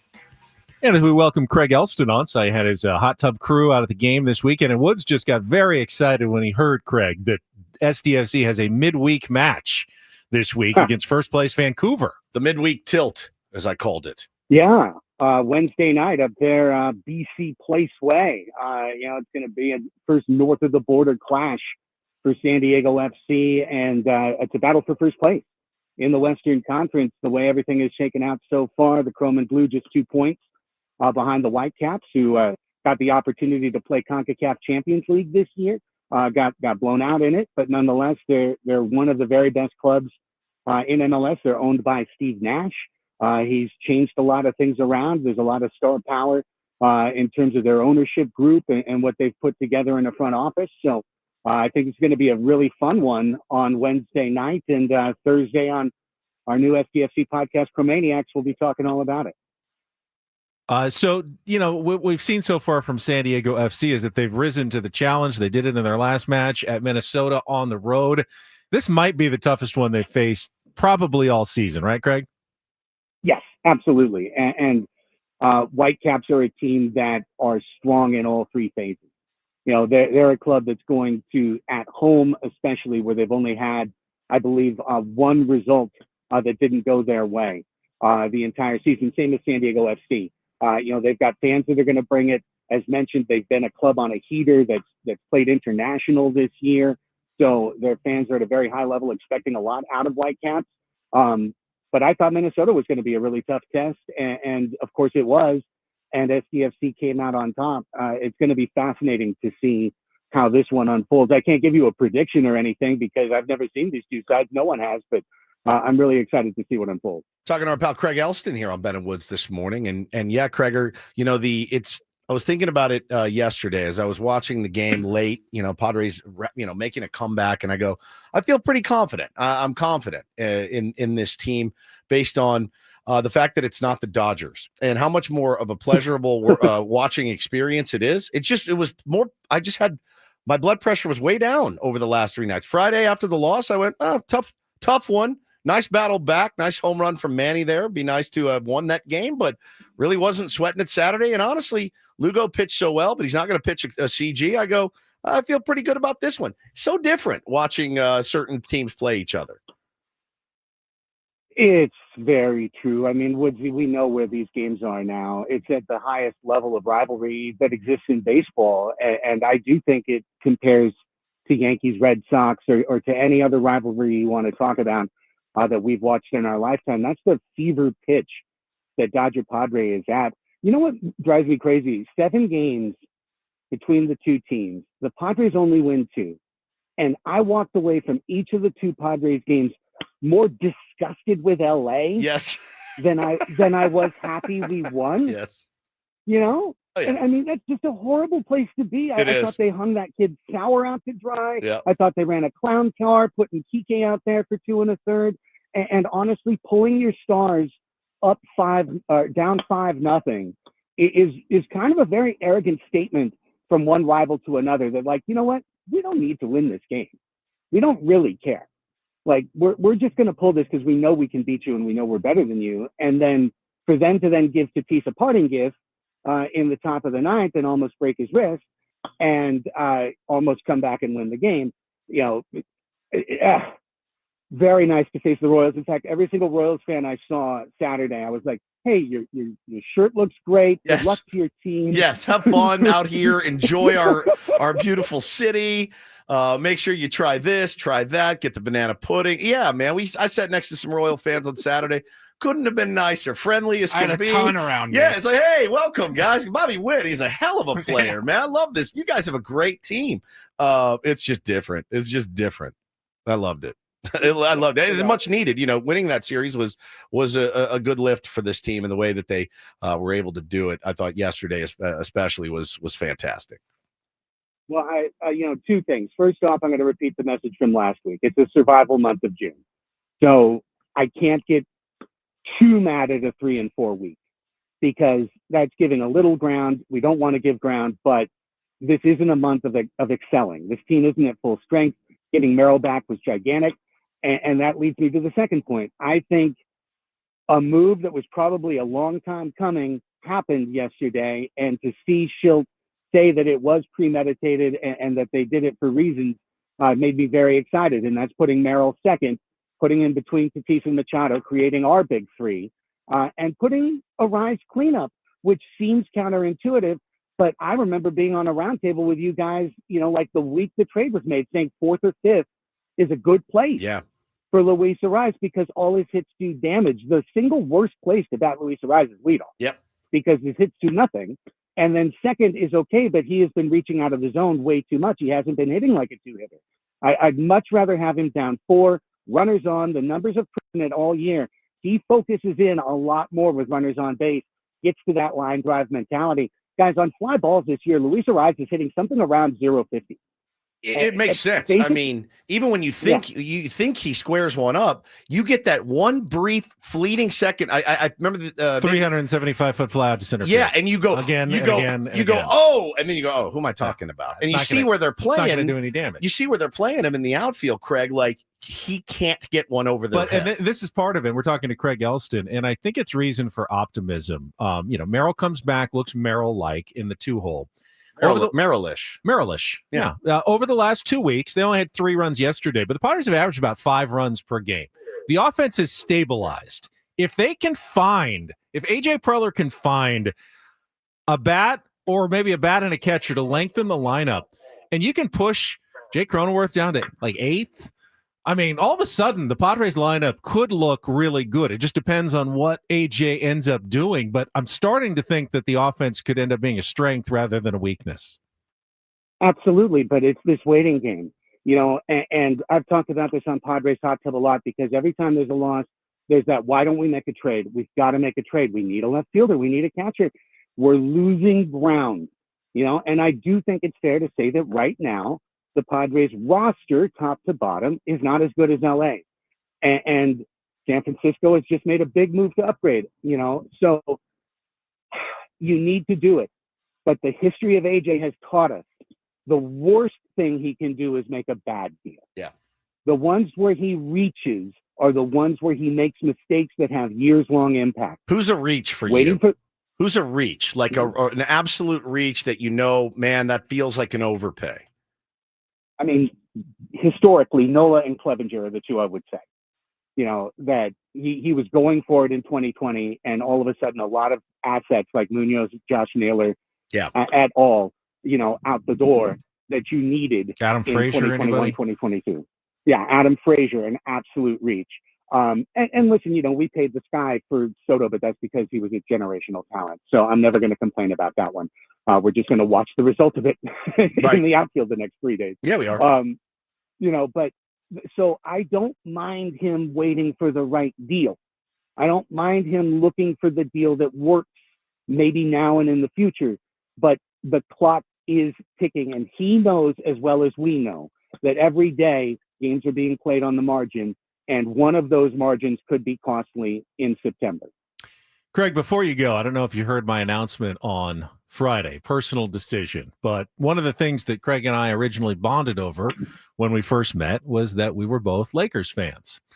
And I just decided finally, Craig, after so many years and so many changes, and now that Mark Walters is going to be owning the team, I am giving up my Lakers fandom going forward. I don't know who I'm replacing it with, but I feel like there's been, a lot of changes. And I'm not going to hate the Lakers, obviously, but they no longer will have my same loyalty that they had in the past. And I was wondering how you felt about that. It's really interesting you said that, Ben, because I know we share this, and I have absolutely 1,000% thought about it. Yeah. The last weekend. Like, can I root for a Mark Walter owned team? Now, he owned a piece of it before, so I'm already a hypocrite. But, just the knowledge of, it's so Dodgers adjacent now. I do find it unsettling. I find it unwieldy. And I just don't know if I could ever it's find tough, I another know. team. Can I really root for the Clippers? Really? I'm still a fan of the 80s Lakers, but they're not coming back anymore. Yeah, they're not coming back. They're out of it. No, they never will. Yeah. They never will. Guys, before I go, I want to give you one. Crossing Streams is back, my TV streaming podcast. My buddy Chris Reed, Sons of Anarchy actor, is on with me every week. And there is a sports comedy out there that I think is very underviewed that might be the single best one I've ever seen. And Is it Stick? No. See, I didn't like Stick. You were going to say Stick. It is not Stick. Okay, this is literally if you've watched Stick and been disappointed, you should just watch Shoresy instead. Shoresy is on Hulu, like Shoresy. All right, Shoresy. All right. This is hockey comedy, short episodes, 20 minutes, 5-episode seasons. You could watch a whole season this afternoon. Funniest damn thing you'll ever see. Well, check it out. Shoresy. Thank you, Craig. Thanks, Craig brother. Elston, Padres Hot Tub, Crossing Streams, and more every Monday here on Ben and Woods. We'll come back 2 hours to go here on 97.3 The Fan.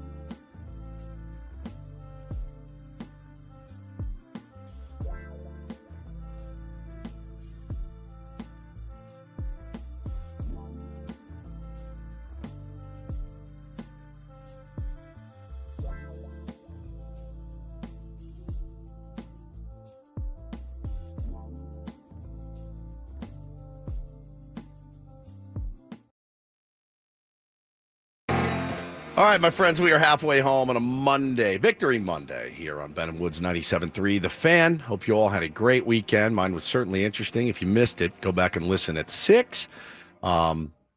Yeah, it was a very transformative foreplay this morning, certainly. I'm Woodsy. That's Paul Reindl, the executive producer of the program.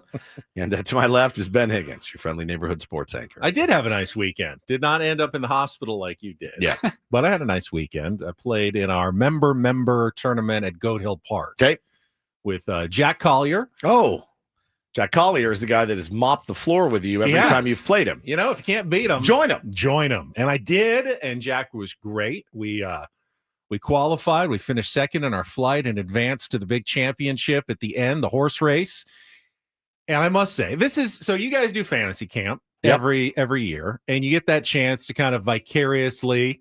You know you're not a pro or a big leaguer, but you feel like it. And I think for a golfer, just the taste. A golfer playing in a tournament like that, at like a big member when everyone's there, and then advancing, if you don't follow golf. So a horse race is essentially they take all the top teams that qualify, and you all go to the same hole, and you play in front of everybody. Oh, so how many people are we talking here? We had, I think there were 18 teams at the end left. So we've got all the players, all the carts are kind of driving around, and it's alternate shots. So every shot is huge pressure. And I've got to go up to the tee. You know, they announce, all right, Ben Higgins up to the tee, and everyone's there. So it almost feels like you're walking up to the first tee of, like a not a well-attended PGA Tour event. But you're used to at most, you're used to having 3 people watching you hit a golf shot. Almost the other 3 people in the group. Yeah. That's it. Ever. No one ever watches anybody else play golf. But now all of a sudden, 70, 80 people watching you hit a golf shot. And it's no joke. It truly gives you some appreciation. And it's good to remember with what we do, having to be, critical sometimes of professional athletes and knowing it's not easy to go and perform in front of a large crowd, athletically, especially for, rank amateurs like myself.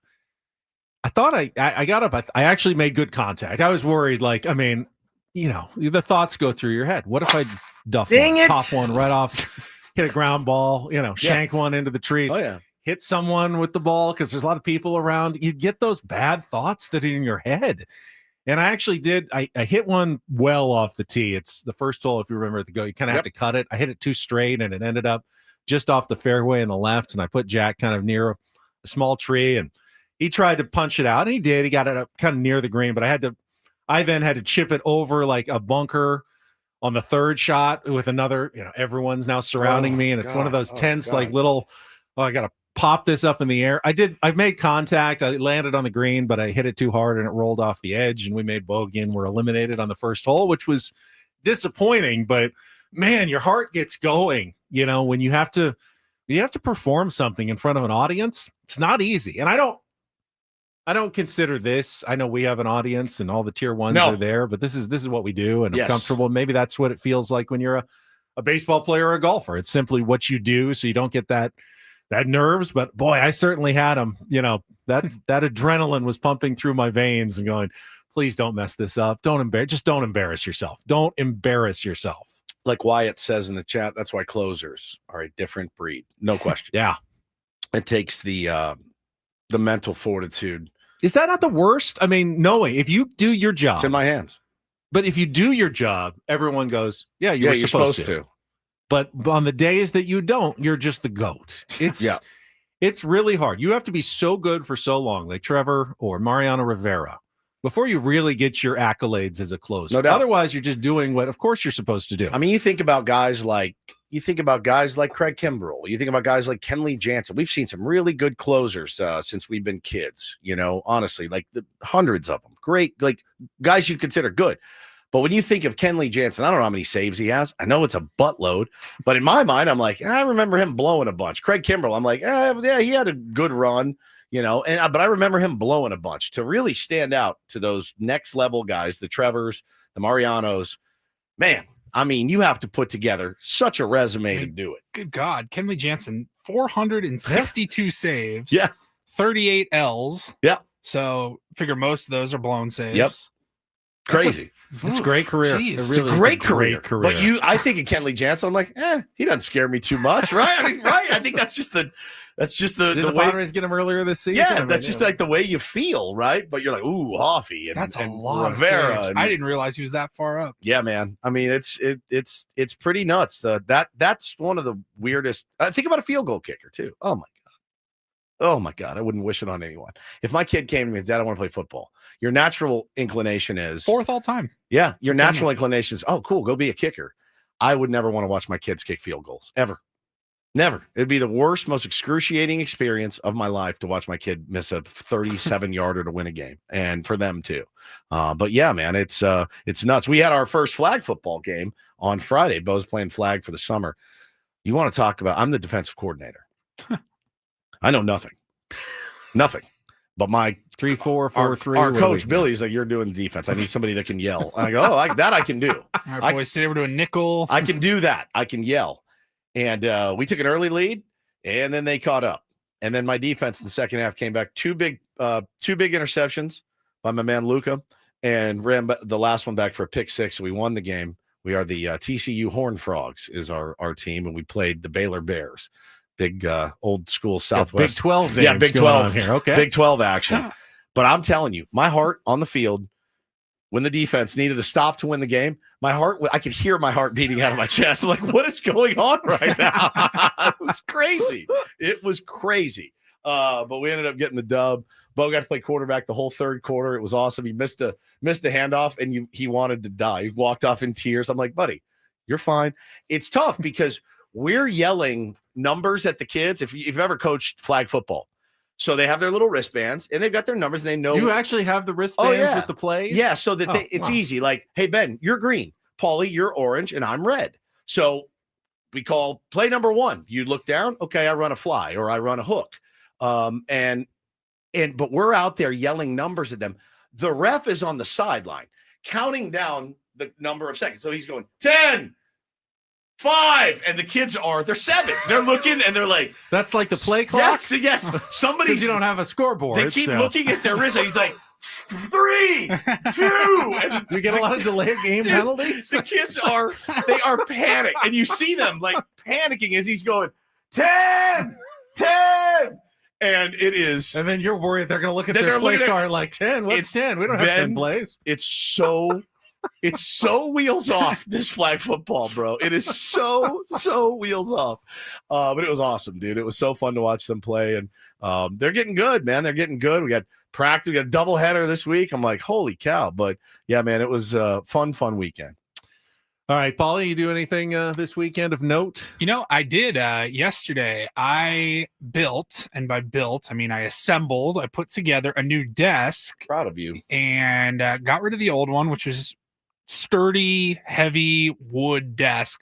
Went with the electric desk that raises and lowers. Ooh. And it is a game changer. I prepped last night's show standing at my desk.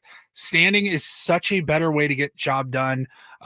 It's just better for your back. It's easier to stand. It's better posture. I'm so excited to get to use it more often now.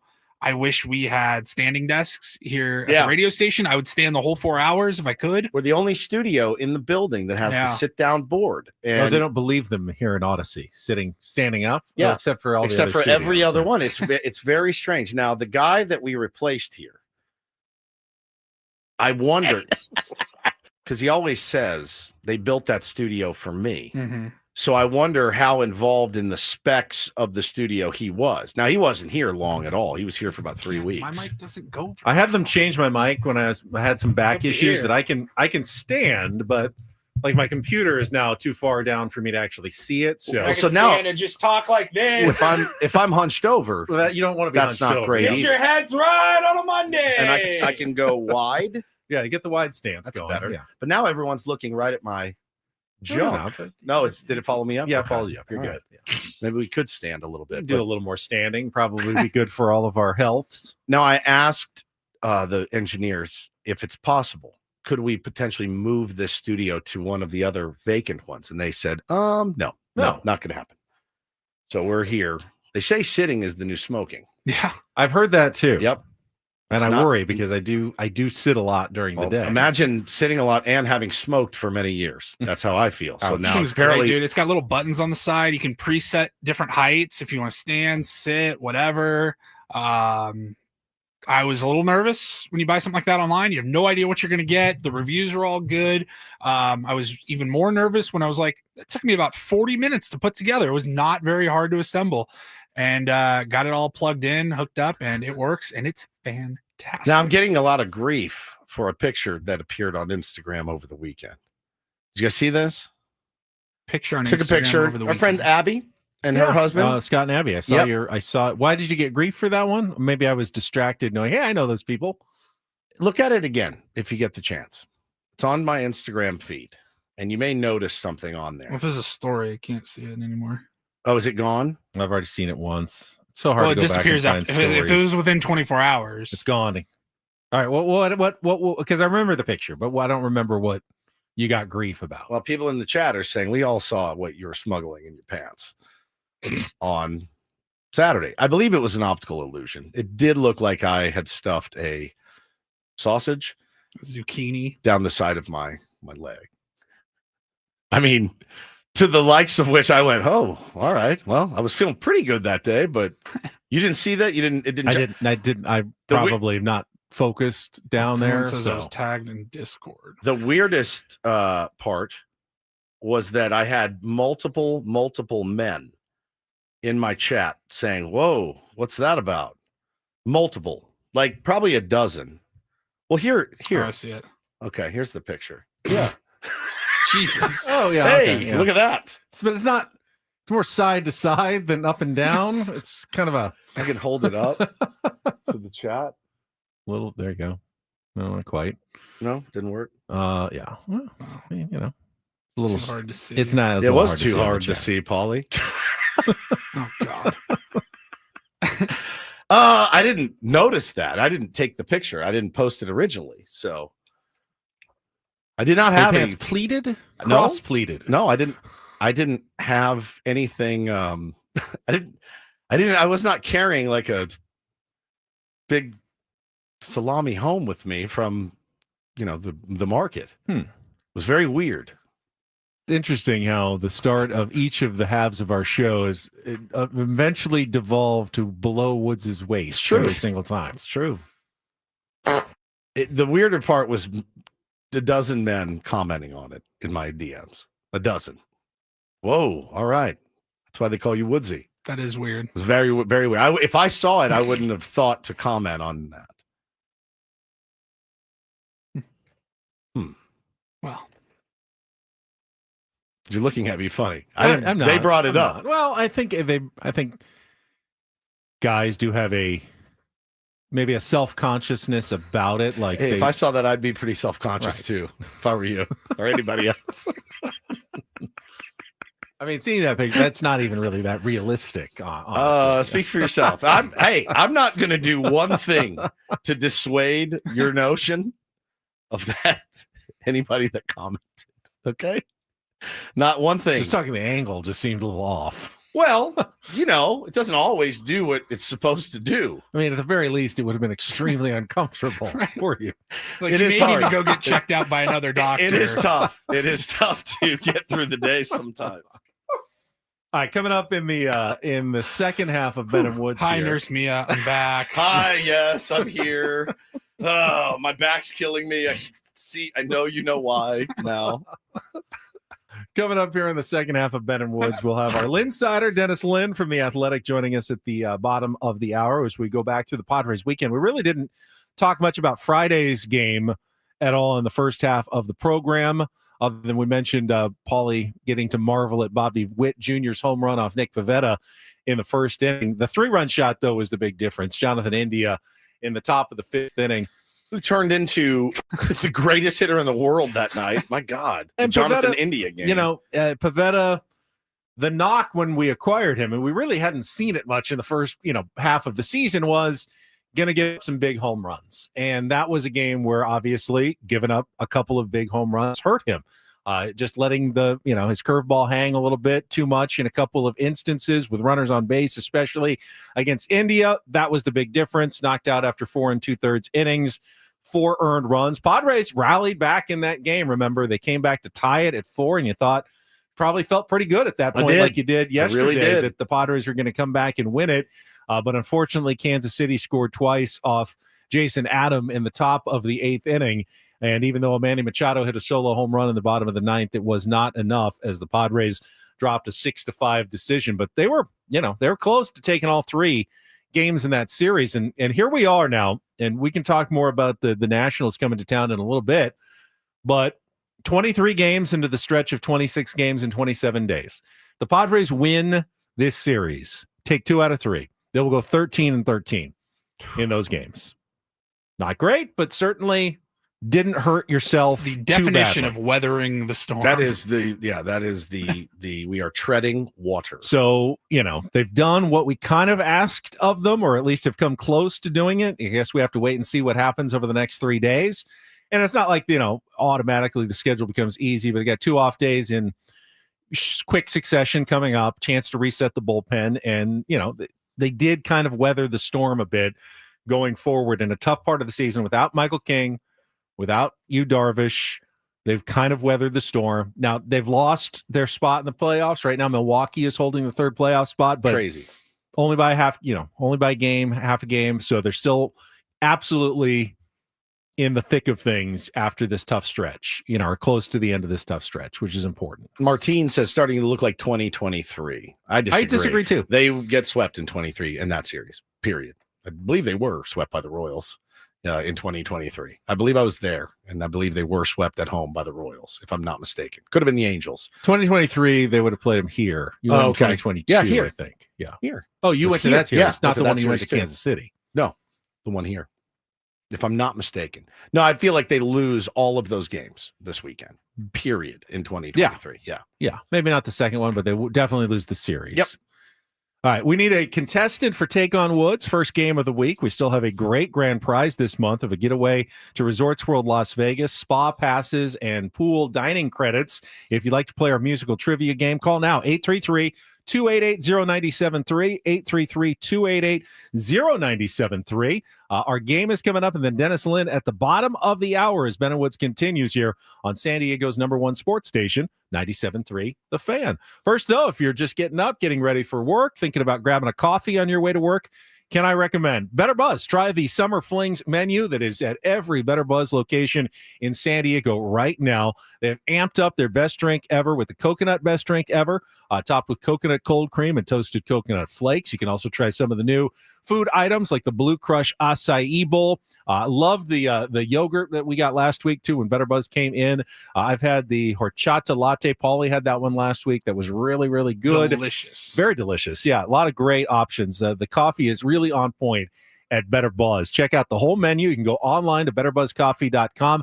Download their app. Makes it easier to order. You can just pick it up as you're driving by any of their many locations here in San Diego County. Check them out today. It's Better Buzz Coffee at betterbuzzcoffee.com.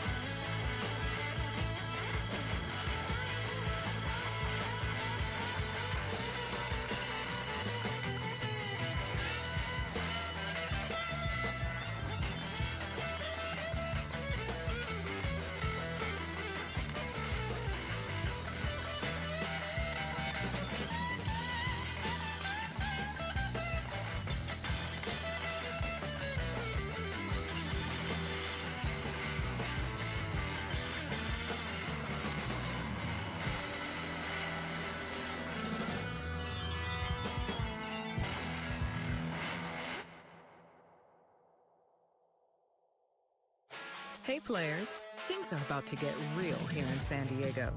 Introducing the all-new Jamul Casino Resort. With a 200-room hotel tower, exciting new eats and drinks, plenty of new places to play, and a luxe spa and salon. Hello, rooftop pool and deck. It's where players can play their hearts out and enjoy all the perks that come with it.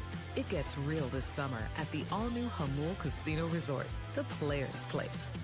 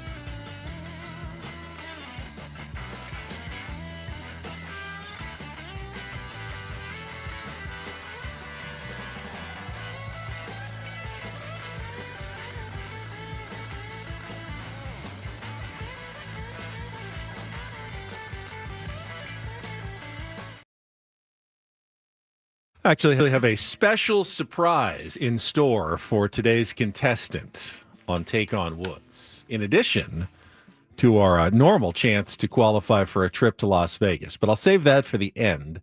Let's get to our game, though. It's time to play Take on Woods.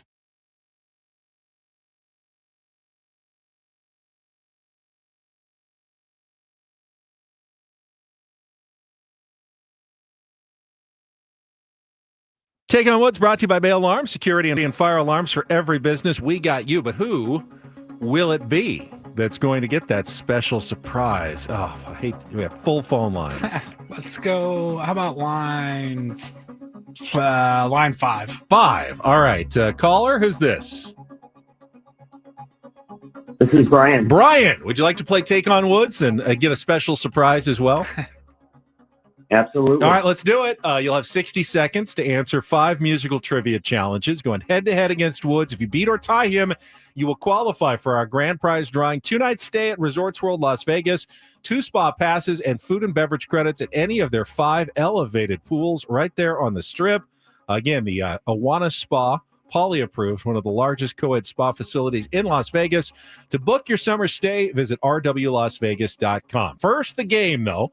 Don't hang up either way, though, because we got a little surprise at the end. Here are your choices of category. On a Roll. Those are 5 2-second songs that begin with the word roll. MTV One-Hit Wonders. That's pretty self-explanatory. And our new category, All White Now. 5 song titles that include the word white. So, On a Roll, MTV One-Hit Wonders, or All White Now. Brian? Let's do On a Roll. On a Roll. All right, we got a musical category today. Again, we've got 5 2-second songs whose titles begin with the word roll. That means Paulie's doing all the work here. He's going to play music for you, short clips of songs. You need to identify the song title and the artist to score as many of the 5 as you can. Then Woodsy goes and we'll compare scores. Brian, you good to go? I'm good. All right. Let's put 60 seconds on the clock. Remember, 5 different songs. On a Roll is the category. Brian, your time begins when Paul plays song number 1. Good luck. Let's take on Woods.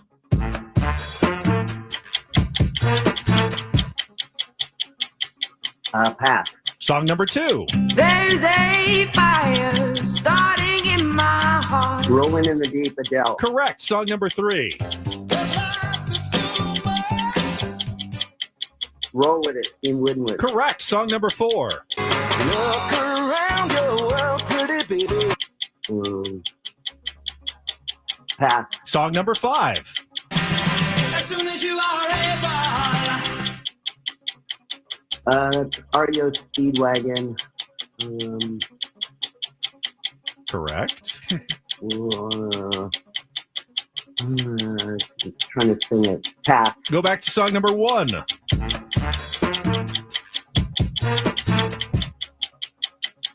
Roll Up.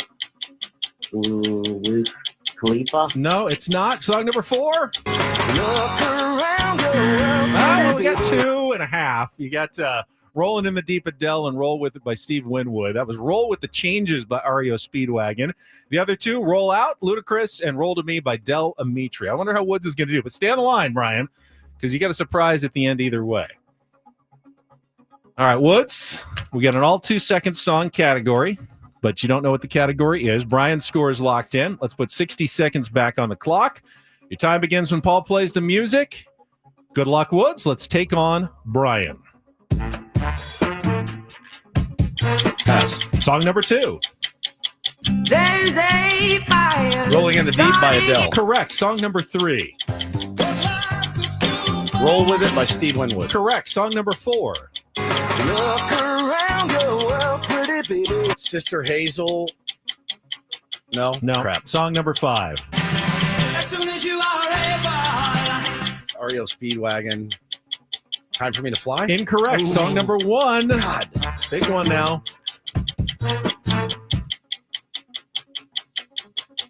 Roll This Taint. Ooh. You got the category. That was Roll Out by Ludacris. Roll to Me by Del Amitri was the one you thought was Sister Hazel. Del Amitri, man. And Roll With the Changes by REO Speedwagon, which means we got a 2-2 tie. Same 2. Brian, you're qualified for the trip to Las Vegas. But just for playing today on Take on Woods, we are also giving you a $50 Better Buzz gift card. I was just talking about Better Buzz. They're coming in hot with their Summer Flings menu. Try the coconut best drink ever, the cult classic with a tropical twist, or the coconut matcha, light, refreshing, and totally Instagrammable. If you need an extra boost, go for the Tropical Buzz Energy with pineapple, coconut, and a can of Buzz Energy. And don't forget about the bowls, the Blue Crush and OG Deluxe Acai Bowls stacked with fruit, granola, all the good stuff to keep you cool this summer. Love at first sip for a limited time, only at Better Buzz Coffee. Stay on the line, Ryan. Paulie will get all your information for not only the grand prize drawing, but the $50 Better Buzz gift card as well during our break. Del Amitri, man. That category was called On a Roll. Okay, On a Roll. Yeah. You must have played Del Amitri on one of those stations, right? I don't think so. Never? Not in your purview. No. You heard the song, though. You Oh, yeah. recognized it. I swear I thought that was Sister Hazel. I feel like that was in every 90s movie ever. Yeah. All right, we'll come back, and Dennis Lynn, our Lynn Sider, will join us. We'll talk a little more Padres baseball after a 2-of-3 series win over the Kansas City Royals. That is coming up next with Ben Woods on San Diego's #1 sports station, 97.3 The Fan. Well, as you guys know, my innards may be thrashed, but my joints feel great. Thank you to QC Kinetics. I wish that I could go to QC Kinetics and get the treatment and feel better for what I currently have, but I don't know what it is. But when my wrists were in a severe amount of pain a couple of years ago, I heard about QC Kinetics, went in. I was skeptical. I will tell you that right now. I was like, I don't know, man. I have no idea if this is going to work. And now, man, it's been so great to do all the things that I love to do. Playing the guitar was one of them. Certainly couldn't do it with really painful wrists. Picking up my kids, throwing them around, playing baseball, playing golf, doing anything now I can do, lifting weights, all thanks to QC Kinetics. This is not a Band-Aid for the pain. Okay. This actually gets you better. It's not like a cortisone shot where you go in and you're fine for a few months. This is long-lasting relief, and I'm so thankful that they exist. So thankful for what they do. Revolutionary treatments give your body long-term relief, cellular level treatment. So no more masking the pain. They're going after the very source of it. Say goodbye to the chronic pain. Start living your best life again this summer. Find out if you're a good candidate. Consultation totally free. Call QC Kinetics today at 619-614-PAIN, 619-614-PAIN. 2 locations for you here in San Diego, Torrey Hills and Hillcrest. It's 619-614-PAIN. They are QC Kinetics.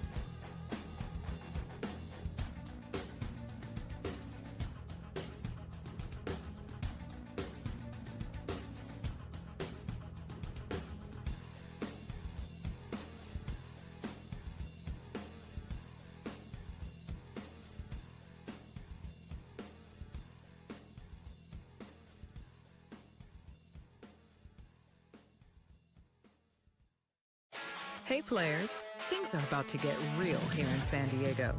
Introducing the all-new Hamul Casino Resort. With a 200-room hotel tower, exciting new eats and drinks, plenty of new places to play, and a luxe spa and salon. Hello, rooftop pool and deck. It's where players can play their hearts out and enjoy all the perks that come with it. It gets real this summer at the all-new Hamul Casino Resort, the players' place.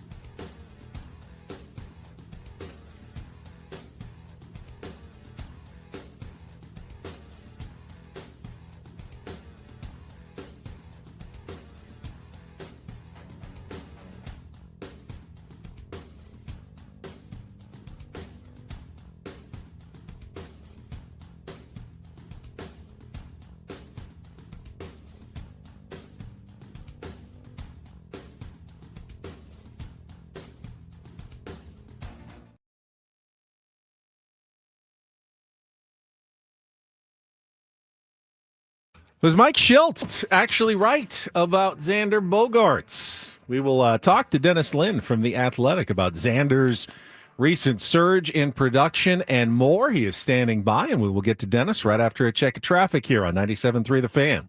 From the 855 Get Ross Traffic Center, protecting San Diego after accidents or injury, here's Kelly Danick. Traffic is sponsored by Valvoline Instant Oil Change, your 15-minute drive-through oil change. We still have a few problems here, guys. One of them is a crash in the East County, westbound 8 before Lake Jennings. Those vehicles are over to the right shoulder. Further west on the 8 before Fletcher Parkway, reports of a stalled car over to the right shoulder. Also northbound 163 past Balboa, we have reports of some debris across middle lanes. Collision on westbound 52, partially blocking the Convoy off-ramp. And an accident on northbound 805 near the 15. That's been cleared over to the right shoulder. San Diego summers mean beach days, road trips, ball games. Make sure your ride's ready with Valvoline Instant Oil Change. Drive in, stay in your car, and be done in about 15 minutes. No appointment needed. For coupons, visit SoCalOilChange.com. I'm Kelly Danick with Ben & Woods, San Diego's #1 sports station, 97.3 The Fan.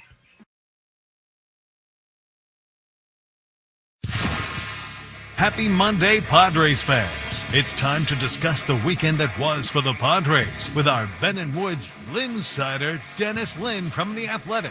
Brought to you by the all-new Jamul Casino Resort, the Players' Place. Things are about to get real with the all-new Jamul Casino Resort. With gorgeous rooms and exciting new eats and drinks, it gets real this summer at Jamul Casino Resort, the Players' Place.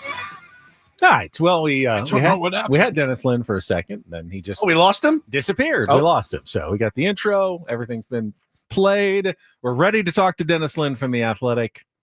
Paulie's just got to find him again. Well, listen, I don't want to tell Dennis or anybody how to do their jobs. I don't really like when people tell me how to do my job, but I did tweet yesterday after the game. I said, please, nobody in the press needs to corner Xander and ask him, hey, what have you been working on? What's different? How have you changed your approach? Don't say a word to him. Don't look at him when he comes into the clubhouse. Just let him keep doing it. Too late. Did you do it? Did you ask him already? Dennis already. Asked him. Dennis already seemed to have talked to Xander because he got a new piece in The Athletic this morning. Well, I don't want to tell Dennis how to do his job. And it's titled Xander Bogaerts has underperformed for the Padres. But he's also been quite unlucky as we welcome Dennis Lin to the program. Hello, Dennis. Hello, guys. What's up, D-Lin? I'm always open to suggestions. Please tell me how to do my job. Sometimes Okay. I get a little uninspired, so I got it. I could always use a little. Well, Woods is ideas. very superstitious, which you really need to kind of ignore most of the time because there's no basis in actual reality or fact for what he's asking you to do. More of just, hey, if it's going well, let's just accept it and go with it. But Mike Schilt has been arguing for a while that Xander should really be producing better than he has based on his metrics. Woods and I finally kind of reached the breaking point last week and went, we don't even think he looks that good at the plate. Right. And then the next day, of course, started looking much, much better at the plate. What was your takeaway from the research that you did and the people that you talked to, Dennis, on Xander Bogaerts? Yeah, I mean, like you guys, I think we've all been seeing he, for most of the season, just kind of had looked like a shell of himself.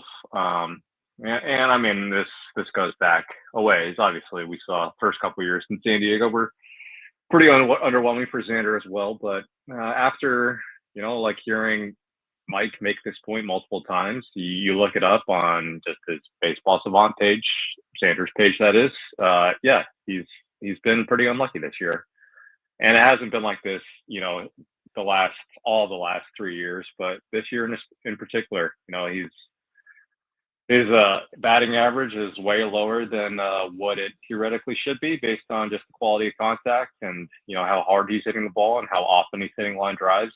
And I don't know if it's all the ballpark. I mean, Fenway Park and Petco Park are not exactly polar opposites, but they're kind of on, far ends of the spectrum from each other. But yeah, he's been, to his credit, he's been making a lot of solid contact and a lot of hard contact and just hasn't been rewarded for it. And then finally, over the past 4 games or so, you're kind of seeing him finally get rewarded for it. So maybe it was only a matter of time, but I think, maybe he's switched up a few things inside the batting cage. He's always tinkering, so it's hard to know exactly what. But I think it's also, if you remember, he got a little bit hurt a couple weeks ago, where it kind of re-aggravated that shoulder that he fractured last year. And he said yesterday, just talked to him after the game, kind of figured out that if he's sliding or diving a little too much, that can kind of get things flared up again. So maybe he's being a little bit smarter about some of his work, but that's one thing with Xander, you can never fault him for not doing enough work. So I think it's just a guy who's got a lot of talent still and a lot of work ethic. It's just finally paying off for him. What's impressed me the most about Xander Bogaerts, I said it earlier in the show, and I wanted to belabor the point. His takes have been as good, if not better, than his swings in this little hot streak. I mean, he has laid off some pitches that early in the season he is offering at, ass out, swinging at, and he is spitting on every one of them. Tatis and Manny are doing better too on all of that. No doubt. I think there's been a concerted effort to swing at fewer pitches. Now, if Luis Ariz could do that, that'd be great. But then again, sometimes he hits those for doubles. It's hard to corral that young man. But with Xander, some of his takes this weekend were, like I said, as impressive as some of his swings. Yeah, that's a great point. He's chasing outside the strike zone less than ever in his career. And he's obviously had a long career to this point and had a lot of success in the past. But, if you're a little bit older and maybe, just more places is a good thing. Actually, it almost almost always is a good thing. But yeah, he's hitting the ball well. He acknowledged that yesterday too. But I mean, if you're not going to be hitting for a ton of power and you're, kind of at the stage in your career that he is, I think, he's showing the ability to evolve a little bit and, take some pitches. And not that he ever was like a bad plate discipline guy, but he's taking it to a new level this year. And I think that's another thing that you have to commend him for doing. I love the quote that you got in the piece from Xander when he said, "I'm never big on unlucky. Throughout my whole career, I've been very fortunate. Things going my way. This is definitely a year where it's been very weird, unlike me, kind of. Doesn't matter where I hit. It's just right at someone." I like the attitude, though, that you don't feel like you've been an unlucky person, because a lot of people get into that Woods, that negative spiral where you just feel like you're unlucky, and then you start creating your own bad luck. No question. When you feel that way all the time. No question. Yeah. Dennis, I also wanted to ask you about the lineup change that Mike Schilt made yesterday. He was so doggedly determined to keep his lineup going, and he had some comments about why he made the change, and he had been pondering it for a while. Do you think he'll stick with this one now for maybe as long as he stuck with the first one? I think so. He acknowledged it himself yesterday. He likes a pretty consistent lineup, and we've obviously seen that over his time as manager of the Padres. But yeah, I mean, if you just pair Tatis and Merrill at the top of the lineup, I think it's a really good combo, and probably a combo that a lot of fans and media were wondering why he hadn't gone so earlier. I mean, Merrill it looked like he was actually going to be like the number 3 hitter after all the time he spent there in spring training, and then he comes out as the cleanup guy, and they kind of stuck that way for a long time. But I just think that the dynamism of those two at the top of the lineup, and Luis's ability to put bats to ball and drive runs in, and make things happen if those guys get on base, I think it's a good formula. So yeah, I was wondering why maybe it hadn't been done earlier, but to Mike's credit, he had been thinking about it before Jackson got the concussion, and finally yesterday was I guess a good time to do it. And any other rumor mills going on in your world, Dennis, about potential ads? We got people in the chat saying, man, AJ's got to make a move now. And, one thing I just want to remind everybody of is, you need two. You've got to be a willing partner to want to trade with. And I think when you're in a position like the Padres are, 29 other teams also know what the San Diego Padres need, right? They're not just, we could stand to pick up a bullpen arm here or there. There's a glaring need at left field and potentially catcher too. I saw Maldi has like a 47 WRC plus right now. I mean, a backup catcher, they know that. And so when they know what you need, Dennis, it makes it harder to get a deal done. Exactly. Like leverage wise, AJ Preller's not in the best spot. I mean, you can see that for other teams too who have glaring needs, but he's got multiple glaring needs right now, and there are a lot of teams who still feel like they're in it. Like I'm sure. I mean, I think Mike Hazen was quoted recently saying, his inclination is still to go for it, even though, he's down multiple key pitchers and he's behind the Padres, even in the NL West. So that kind of tells you just how a lot of the league feels, not just him, about, where your team stands. So if you got teams who are not exactly willing to trade guys right now, even if they're, below the Padres in the standing, it's just going to be really hard to do business right now. And I think what I hear, like, Preller's still inclined to, keep waiting a little more before just kind of see how all the needs shake out before he makes a move. And yeah, you can argue that that's, maybe a little bit crazy if you're, pretty close in the division. You really, really need help right now. But again, you don't want to get ripped off just for the sake of just doing something right now. And to the credit of guys like, Ryan Berger and Stephen Kolek, Randy Vasquez, they've really stepped up to kind of cover that starting pitching hole that's still going to be a huge deal down the stretch with Yu Darvish and Michael King, depending on whatever the Padres get out of them. But, Kevin Sheets, I never would have believed this if you asked me a few weeks ago. He's actually looked okay out in left field. So he really has. It's been quite a turnaround for him since he hit the wall, man. He looks like better than serviceable out there. Yeah, literally hit the wall, and he's bounced back pretty good. But yeah, catcher is a spot I'm really interested in. I know Gary Sanchez is a guy they've had obviously in the past, and he plays for an Orioles team that doesn't look like it's going anywhere. But who knows? Maybe the Orioles want to give it still a little bit of a run before they totally give up on their season. But I think we're still going to be waiting a little bit, and at the same time, it's Preller. So if he strikes at any time, we shouldn't be surprised. Before you go, Dennis, the Washington Nationals are in town, and that's going to mean a lot of revisiting the Juan Soto trade, simply because C.J. Abrams is performing like an all-star. James Wood is performing like an all-star. Mackenzie Gore is fringe all-star candidate as well. I think Woods and I both agree. You got Juan Soto. You can never say that you got shortchanged in that deal. And you got Dylan Cease, and you turned it into other players as well. But people will say, "Hey, look at what those guys could be doing right now." I don't know. I hate to go back, but what's going to happen this week. Any just kind of thoughts on this series in particular? Well, number one, it'll be James Wood's first ever game at Petco. So never even made it here. We've never seen.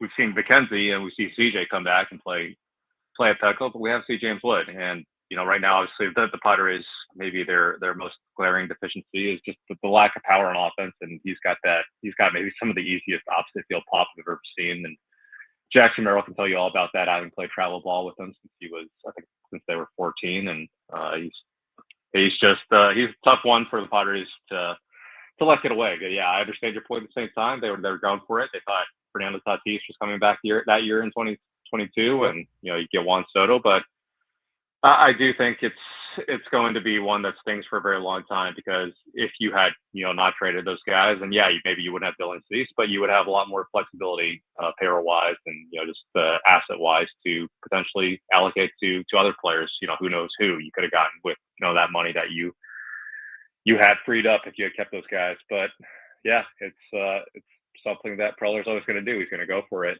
and that's something that I think is maybe a little bit lacking around the game. Not in the best way sometimes, so you understand why he did it. Maybe if he gotten Shohei Ohtani instead for those players, it would be a lot better. But it's Juan Soto at the same time, and he has the biggest contract in the history of sports now. So it's testament to James Wood and those guys. Thanks, Dennis. Really appreciate it. Have a good week. We'll talk to you again soon. Thanks, guys. All right, and I want to follow up on that, because we'll look ahead to the National Series, some of the pitching matchups here in our final hour, and these guys coming back to town. But A.J. Preller wouldn't be A.J. Preller if he doesn't make those kind of moves. And I want to get there next here with Ben Woods on the Fan.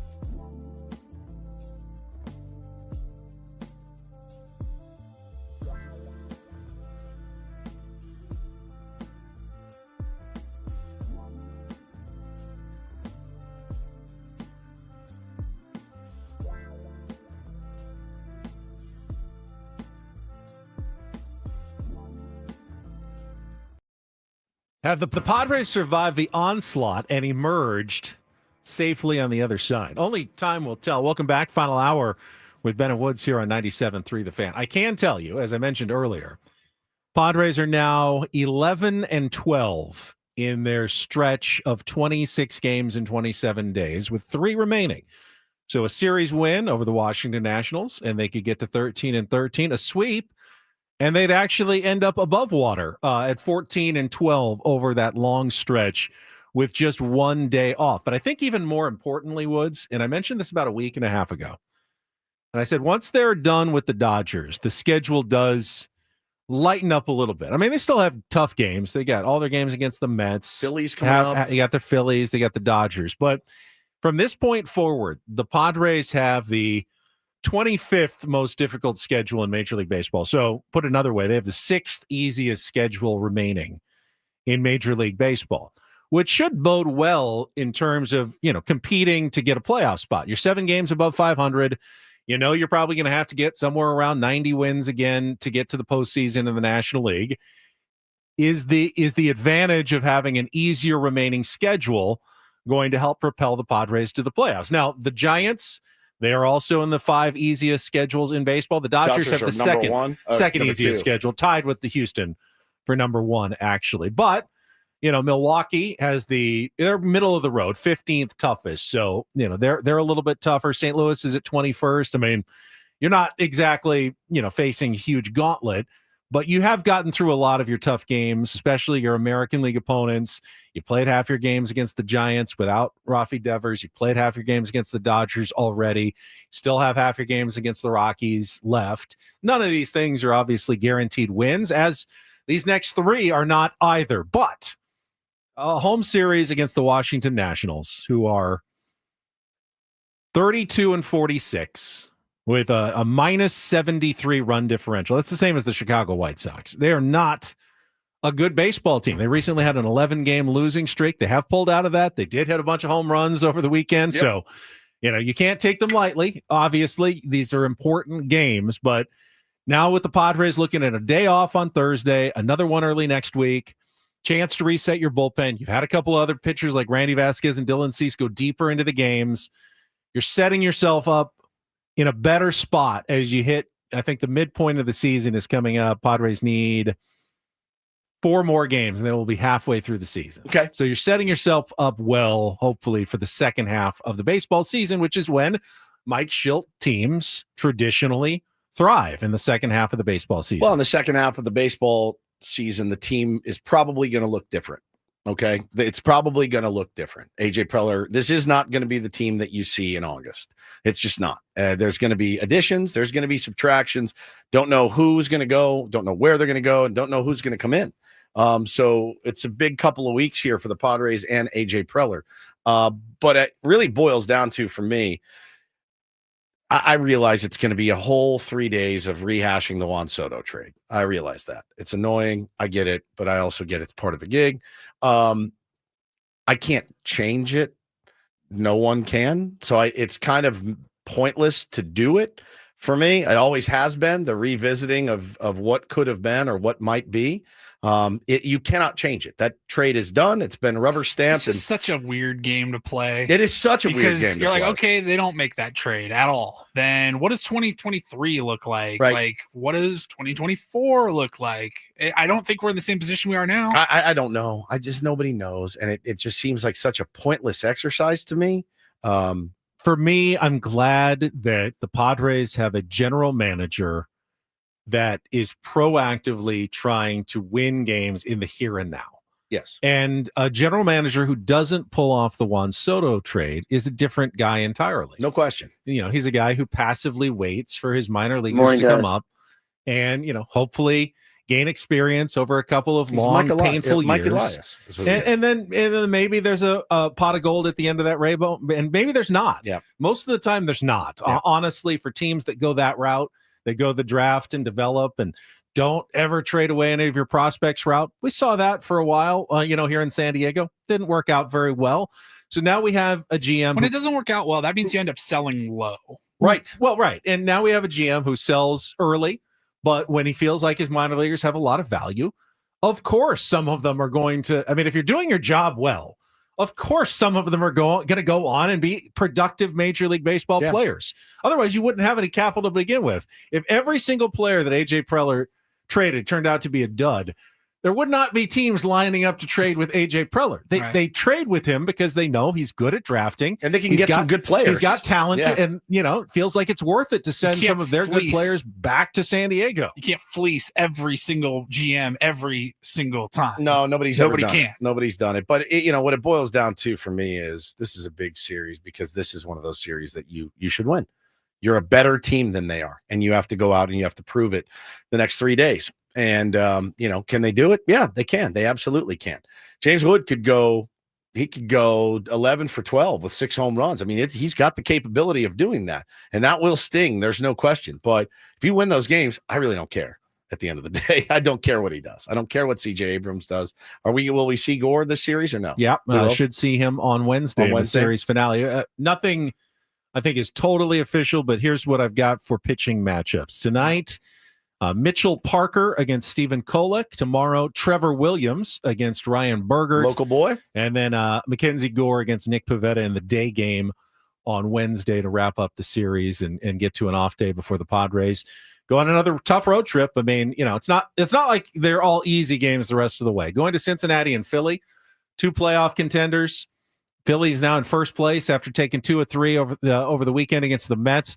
They're a really good team. That's a tough series next week, Monday, Tuesday, Wednesday in Philadelphia for sure. Nasty, man. They're playing much, much better. They look like they're figuring some stuff out there in Philadelphia, the first place. They're in first place right now in the East. Mets floundering a little bit. So, yeah, man, these are big games. These are those games where you're not beating the teams over 500 as much as you should be, but you need to handle business against the teams below 500. And this team is well below 500 that they're playing. So you can't let up. There's no let up. You have to go right at these guys. You have better players. You have a better team, and you're at home. You got to win 2 or 3. Remember, the Dodgers only split their season series with the Nationals. They've already played all 6, and they went 3-3. Now, they won 2 of 3 over the weekend, including a 13-7 win yesterday. Max Muncy, grand slam 3-run home run in consecutive innings, I believe. It's a good day. With 7 RBI. Shohei Ohtani again pitched the first inning, had a bases clearing triple and a homer. It's going to be hard to gain ground if you're the Padres. They won 2 out of 3. Hey, you win your series, you feel pat on the back. Royals, pretty good team, but the Giants took 2 out of 3 from the Red Sox. Yep.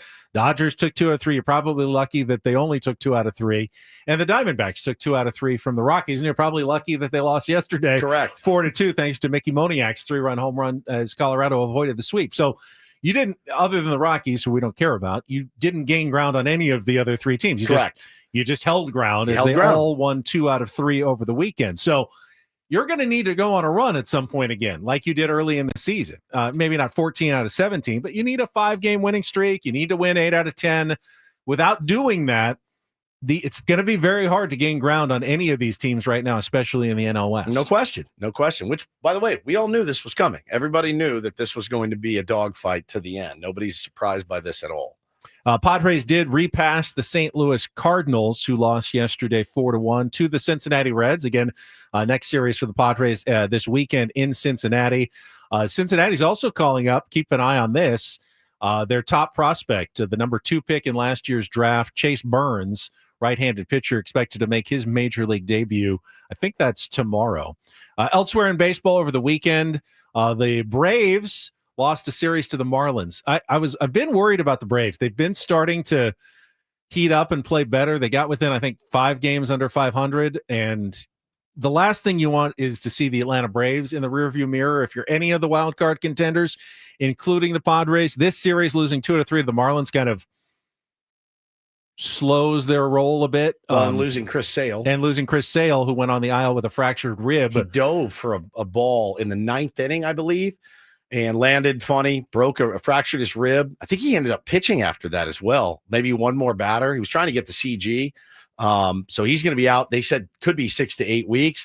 If you're the Braves, what do? You're like, you've been on the cusp all season of like, God, a breakthrough is coming. You lose your ace. What do you do? Do you start thinking about trading pieces that could be available? I texted you this weekend. I had seen something pop up on Twitter, and the word is around the Braves, they've got, who do they have at catcher? Drake Baldwin. And then they have, I believe, another guy that is it the Chadwick Tromp guy? Yeah. So he's their the young backup. They got Sean Murphy and allegedly wanted to get younger at the position and stay younger at the position, unload a guy like Sean Murphy. And I'm sitting here going, what would it take to get Sean Murphy here? I don't know. I'm just throwing it out there, what I saw on Twitter.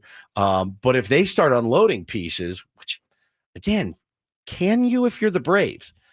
I don't know. Is it one of those things where you can unload but still be try to compete in the second half of the season? Now, if you have Sean Murphy and you get rid of him, I think you can. I mean, you're talking about a backup catcher, a backup's backup, even if you want to go younger at the position. I don't know what their plan is with him, but that's not one. It's not like them trading Ozuna, which is another thing that's been on the table. They're looking to get rid of maybe Marcell Ozuna, free up some They've money always there. been a surprisingly cheap team. As good as they've been in winning a World Series, they're not one of the big time players. They're always looking for ways they can kind of save cut money. corners, a little bit. Maybe you can take advantage of that a little bit in going after a guy like Sean Murphy.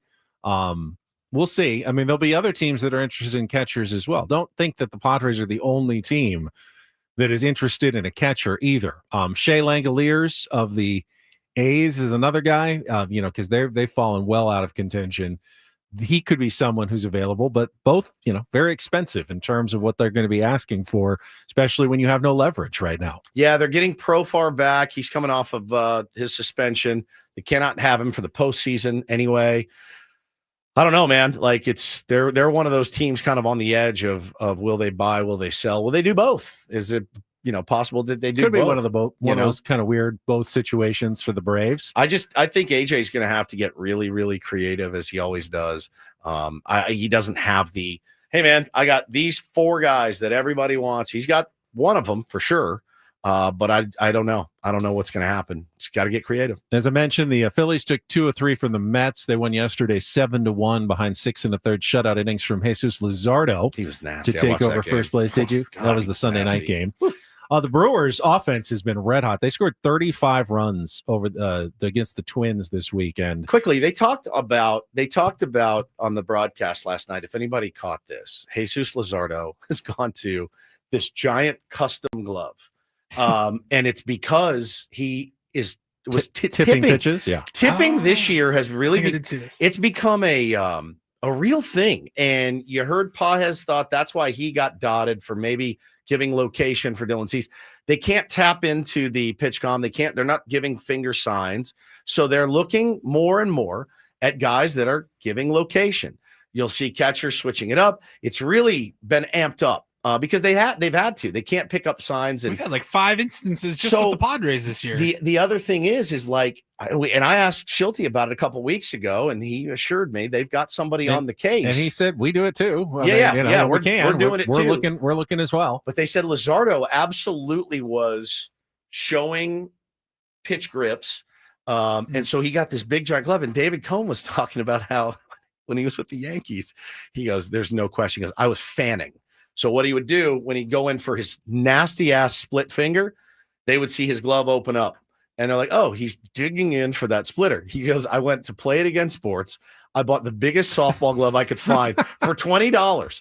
And he was pitching in big league games with a glove he got at Play It Again Sports.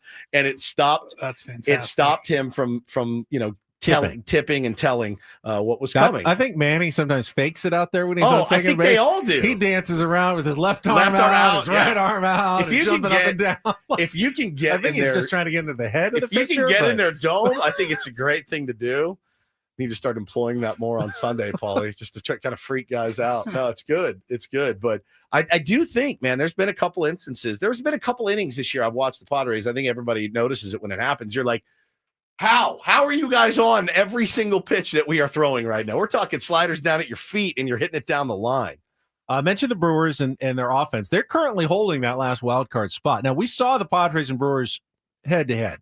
Brewers are a good team, but you felt like Padres won the series on the road, that they have the advantage in that, head to head matchup. That's pre-Robleski, though, dude. They did bring up their new, young prospect. Yeah. He and Skeens are facing off on Wednesday. I mean, Yeah, I got to watch that game. Justin Robleski is ridiculous. He's ridiculous, and they're going to bring him up, and he's there. I think he's there for the long haul. And a couple of American League notes. Cal Raleigh continues to He's such a stud. mash. 31 home runs, had 4 of them against the Cubs as the Mariners took 2 out of 3, including a 14-6 win yesterday. Old friend Donovan Solano with a pair of 2 home bombs runs as well in that game. But Raleigh, I mean, he is putting up MVP type numbers and doing it as a catcher. I mean, what an advantage that is. Dumper. That's him. I was mocked in my fantasy draft for drafting Cal Raleigh when I did. I was mocked. They said, you already have a catcher.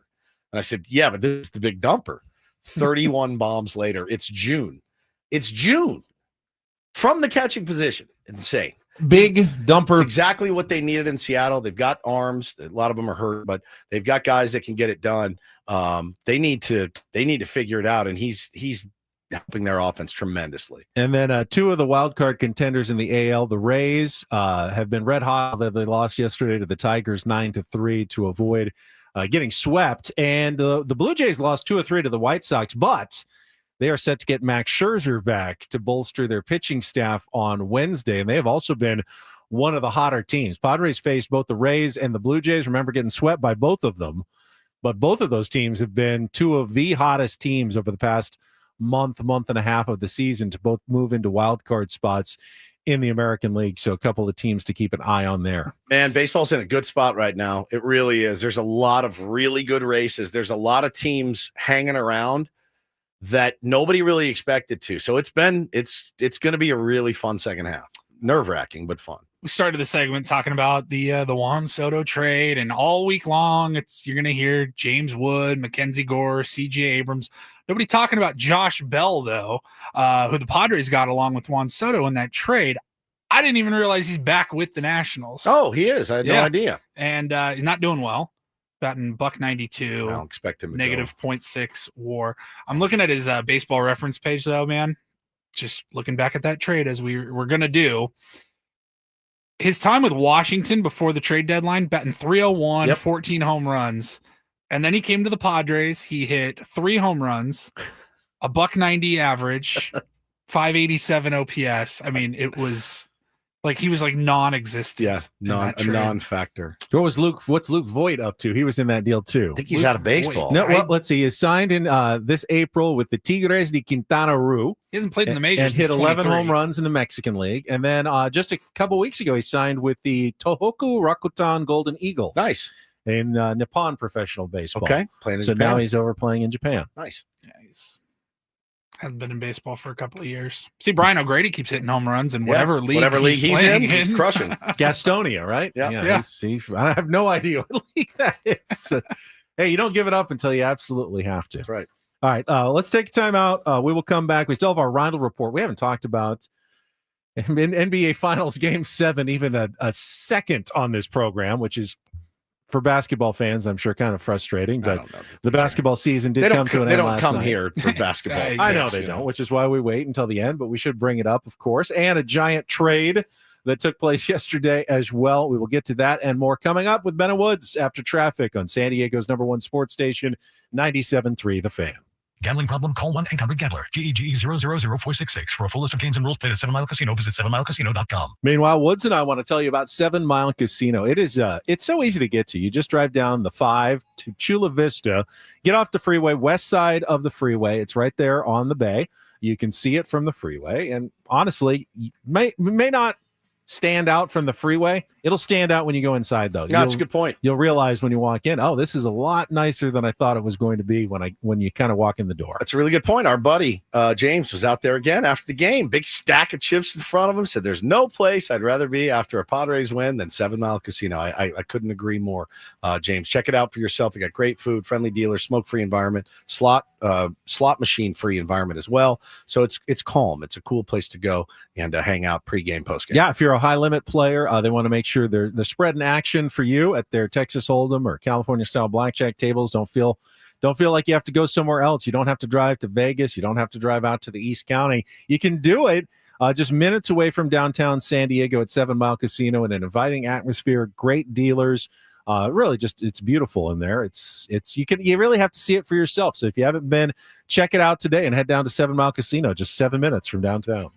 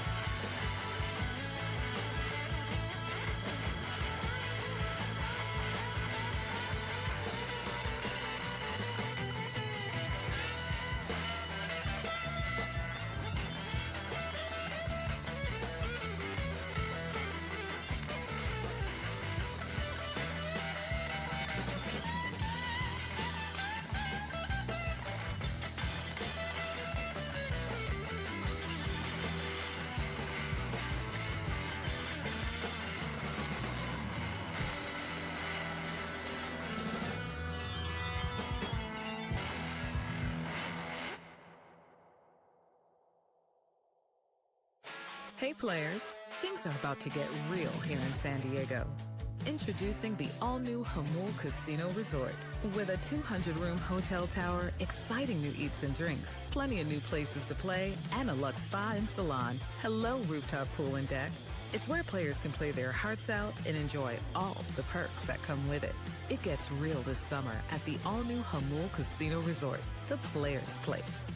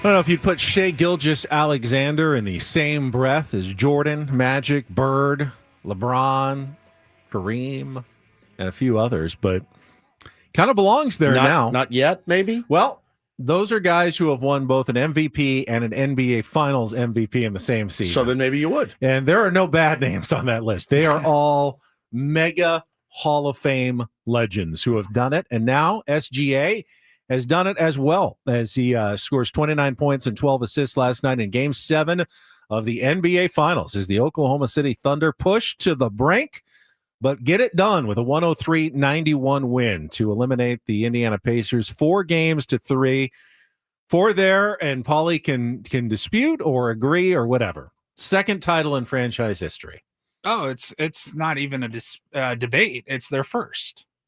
First title in Oklahoma City history. No, it's their first. They gave up the history in a legal battle. Second with title. The city if you of look Seattle. at the Wikipedia page, What's Wikipedia? it says, I could change it right now. it says the 1979 Sonics win the first title in franchise history. No, and they this would have. be the second. So they have. I think they have a shared title, shared history. The city of Seattle and Oklahoma City. It's a shared history. If and when Seattle ends up getting a team, whether it's an expansion team or a new team, they take it back. They get the banners, like the 70 whatever 1979, I think it was 79. The trophy is still in a Seattle museum. It's not in Oklahoma City. Yeah, so it's their first one. It's their first one. Yeah, it is the Thunder's first championship. Now, would they have even won it had Tyrese Halliburton not gotten hurt? So I knew, the gravity of the game, texted you guys about it, had a betting interest in the game last night as well. And the second that I turned it on is when he went down. And I mean, the minute that it switched from whatever baseball game I was watching to that, the second, all I saw is him hit the deck, and he strained his calf in game 5, worked his ass off for 2 days to be able to play in game 6. He was a question mark. And he wasn't great in game played 6, passive, but they won. Bit of They a decoy. won. They got the dub, forced a game 7. And I was reading a little bit about, I mean, they say round the clock treatment. And like, I can't even imagine what that's like to try to get your body, a part of your body ready for a game of that magnitude. And as soon as he went down, you saw him slamming his fist onto the court, screaming, no, no, no. It snapped. His Achilles is done. He's probably going to be out for all of next year now. Crazy, he knew the risks going into that game. Kevin Durant did the same thing 4 or 5 years ago with the Warriors. Busted his Achilles during a game, NBA Finals game. You're out the whole next year. And I don't know. I can't even imagine being in that situation. He knew the risks, and he knew it was even a likelihood that this was probably going to happen. Like Joe Musgrove pitching in that game, waiting for his arm to snap, going, it's coming. Yeah, it's I coming. think when the athlete, it's their decision. Yep. And the team has input as well, obviously, but that's their decision. And I think I think Doris Burke might have said it after the game. Yeah. Last night, he said, talking to Halliburton, he knew the risks involved, but he wouldn't have been able to live with himself if he doesn't at least try. 100%. Even if you risk an entire season of your career. Yeah. And he's like 25. Bro, so he's going to game miss 7 of the finals. he's going to miss his whole age 26 season. But if he doesn't play and they lose again, that's going to eat at him for his entire life. Yeah, you can sleep at night. You can sleep at night knowing, hey, man, I gave it everything I had. I literally gave you guys my Achilles, and we didn't get the job done. So nothing you can really do about it. But yeah, the Oklahoma City Thunder. It always trips me out when a city like Oklahoma City has an NBA team and we don't. That is weird. It's very weird to me. Have you been to Oklahoma City? Never. I have. I spent New Year's Eve there one time in Oklahoma City. My buddy drove down from Wichita. Sounds awful. I drove up from Dallas. Paulie, it was awful. And I mean awful. It's amateur night anyway, but doing your New Year's Eve and have like the ball drop at like a Texaco or something. I was at a Hampton Inn in Oklahoma City going, what the? Like, I really love my buddy. I really must love him to drive 3 hours from Dallas to go up there. It's pretty rough. Now, this was many, many years ago. It could be a burgeoning city for now. I have no idea, but it was really rough. Just a couple of things. Dominic in the chat watched last night. Even at the highest level, NBA is virtually unwatchable. Bad take. Last night's game wasn't the best of the series, but that was a tremendous NBA Finals series with drama. Two teams that played so hard that actually played defense. Both teams in a game 7 always make it a good series. Defense. I mean, but it was a good series, even if it had ended in game 6, because both teams really they balled out in that series. And the ratings will be terrible because it's two tiny markets, Indianapolis and Oklahoma City, with players that most people don't know that well. I mean, but they had the MVP of the season, and he's not a household name. Halliburton and Siakam, they're not household names, but the games were good. Get used to seeing Oklahoma City in the finals winning championships because they're one of the youngest teams in the league. They got plenty of flexibility, plenty of draft capital. Sam Presti, their GM, has done a really good job, and they are well set up to go back again and again and again. Now, health, and there's always the variables, but they are in very good shape going forward. They have the youngest average age or whatever across their roster of any NBA champion in history. Yeah. And they have 2 first-round draft picks still this week. Now, there's another team that's just one state lower that wants to challenge them next year, and Paulie's going to tell you more about that coming up in the Rindle Report in our final segment of Ben and Woods. You want to stay tuned for it. Don't go away. Ben and Woods on San Diego's #1 sports station, 97.3 The Fan. First, though, I just mentioned Dominic. He's also the one in the chat who always reminds everybody. Now, this is a good take from Dominic. Good take, yes. Go get a trust, everybody, as he always likes to say. Go to trustandwill.com, and in a few short minutes, maybe about 20 minutes of answering some simple online questions, you can avoid a lawyer's office and mega fees by simply doing it the simple way and setting up your trust or will online at trustandwill.com. Indeed. Very, very simple to do. Did it over the holidays. Takes, like you said, 20, 30 minutes.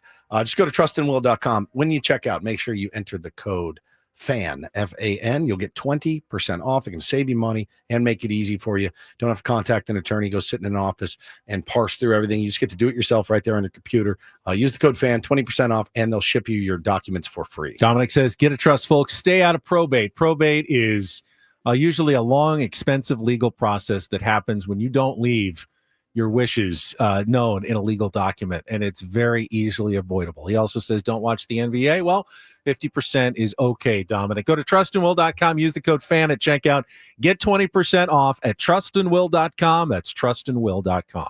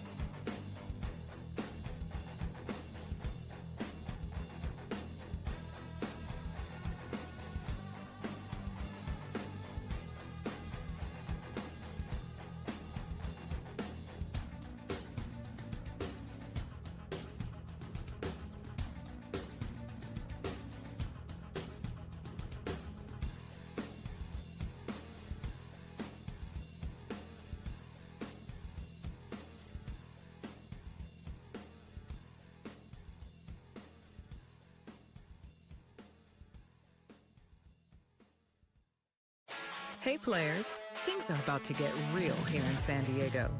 Introducing the all-new Hamul Casino Resort.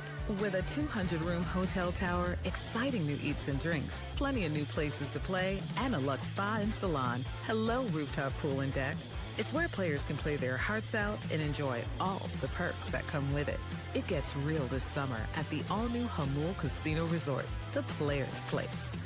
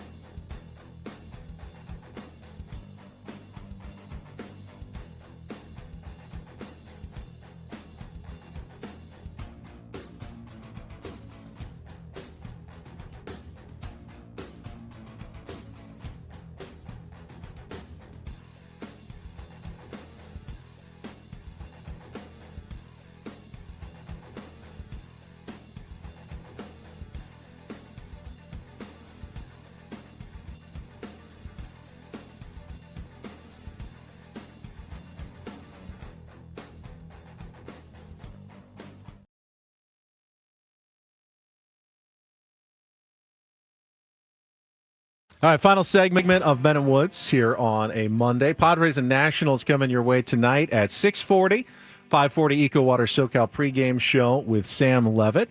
Stephen Kolek going to be on the mound for the Padres against Mitchell Parker of the Washington Nationals. And as Wood said, a series, you got to take care of business. Yes. Minimum 2 out of 3. TCB, baby. 3 would be better, but hey, we were happy that the Padres got 2 out of 3 against the Kansas City Royals over the weekend. All right, Paulie's got the rest of our headlines coming up in the Roundel Report. We'll do that after our last check of traffic here on 97.3 The Fan. From the 855 Get Ross Traffic Center, protecting San Diego after accidents or injury, here's Kelly Danick. Traffic is sponsored by Valvoline Instant Oil Change, your 15-minute drive-through oil change. Got a few problems wrapping up our morning drive. Crashes cleared in the East County, West 8 before Lake Jennings. Now, West 52, we still have this accident partially blocking the convoy off-ramp. Eastbound 8 near Taylor Street, tow truck rolling up to help with a stalled vehicle that is over to the right shoulder. And watch out for some debris reported in middle lane, South 5 coastline right before Poinsettia. San Diego summers mean beach days, road trips, ball games. Make sure your ride's ready with Valvoline Instant Oil Change. Drive in, stay in your car, and be done in about 15 minutes. No appointment needed. For coupons, visit SoCalOilChange.com. I'm Kelly Danick with Ben and Wood, San Diego's #1 sports station, 97.3 The Fan. And get things started here with our today's edition of the Roundel Report. Now tuned into the greatest. Welcome to the Reindl Report with Paul Reindl. Hi, Paul. All right. 2 stories from the world of sports that we haven't gotten to yet. We'll start off in Major League Baseball. And 1 story that you didn't know you needed. Are you laughing, biatch? It's the Reindl Report. Hey, Paul, how you doing? Okay, how are you? On 97.3 The Fan. Are you ready to bless the mood? I need some help, please. That was good. Can I get a oh yeah? All right. Good morning, gentlemen. Happy Monday. We will just stick with the NBA real quick because the biggest news from the weekend had nothing to do with the NBA Finals. It was actually a massive trade being reported. Now, the trade's not official. It can't be formally completed until the new league year, which starts on July 6th, free agency and all that stuff. But the Phoenix Suns have traded Kevin Durant to the Houston Rockets. That was one of the teams on his list of, I think, 3. It was the Heat, the Spurs, and the Rockets. The Rockets stepped up. They are trading Jalen Green, Woodsy's beloved Dylan Brooks, and they are getting the Phoenix will get the number 10 pick in this week's first-round draft, and then they get 5 second-round picks as well. So 6 picks. Wow. 2 players. How old is Kevin Durant? Kevin Durant is 38? 36. What do I have his age? 37 in September. 36 and right now. someone who can't carry you. You always need someone else to kind of. I looked at their roster and I'm like, I don't know that I just don't know. Their odds. They were surged. second in the conference behind Oklahoma City in the regular season this year. So obviously they're good. Yeah. Are they going to be good enough to get past the Thunder, though, simply by the addition of Kevin Durant? I guess we'll see. They're going for it, and teams that go for it. We just talked about talked about that. You want to be a fan of a team that likes to go for it. That's a lot, though. It is a lot. Yeah. That's a lot. And we mentioned it very earlier in the show. I think during Don't Do This, we were talking about Fanatics Fest. Yes. And whatever that is. It's like a Comic-Con of sports convention and everything. Kevin Durant was there. There's video going around. He was on stage like a panel at Comic-Con or whatever. Sitting back in a chair. Doing an interview. And then Shams posted that the trade had happened. And Kevin Durant obviously had to have known it was close on the 1-yard line or even done at that point. But the panel got interrupted with the whole crowd losing their mind as he found out it was official. I hate piling on Kevin Durant because his crime is his sports crime. His sports crime is that he's a human being. And he has the emotions that we probably all do. Yes, I definitely do. And then he reacts to them. Yeah. And he gets dragged. Prime example of can't beat him, join him. I mean, he was on the Thunder team. He went to the NBA Finals, lost to LeBron. Could not get past the Golden State Warriors once they developed their super team with Clay and Steph and Draymond. They were outing the Thunder every year in the final or in the playoffs. Kevin Durant just said, I'm just going to join them. I'm going to sign with those guys. That's not crazy. It's not a crime. That's very logical. Especially in today's game. He wants to win, so he saw a path to winning and he took it and they won. It's not the way it used to be where a superstar player can just kind of carry a team. Every good team has 2 or 3 all-stars, 2 or 3 star players. You have to have a super team to even compete. Yep, you do.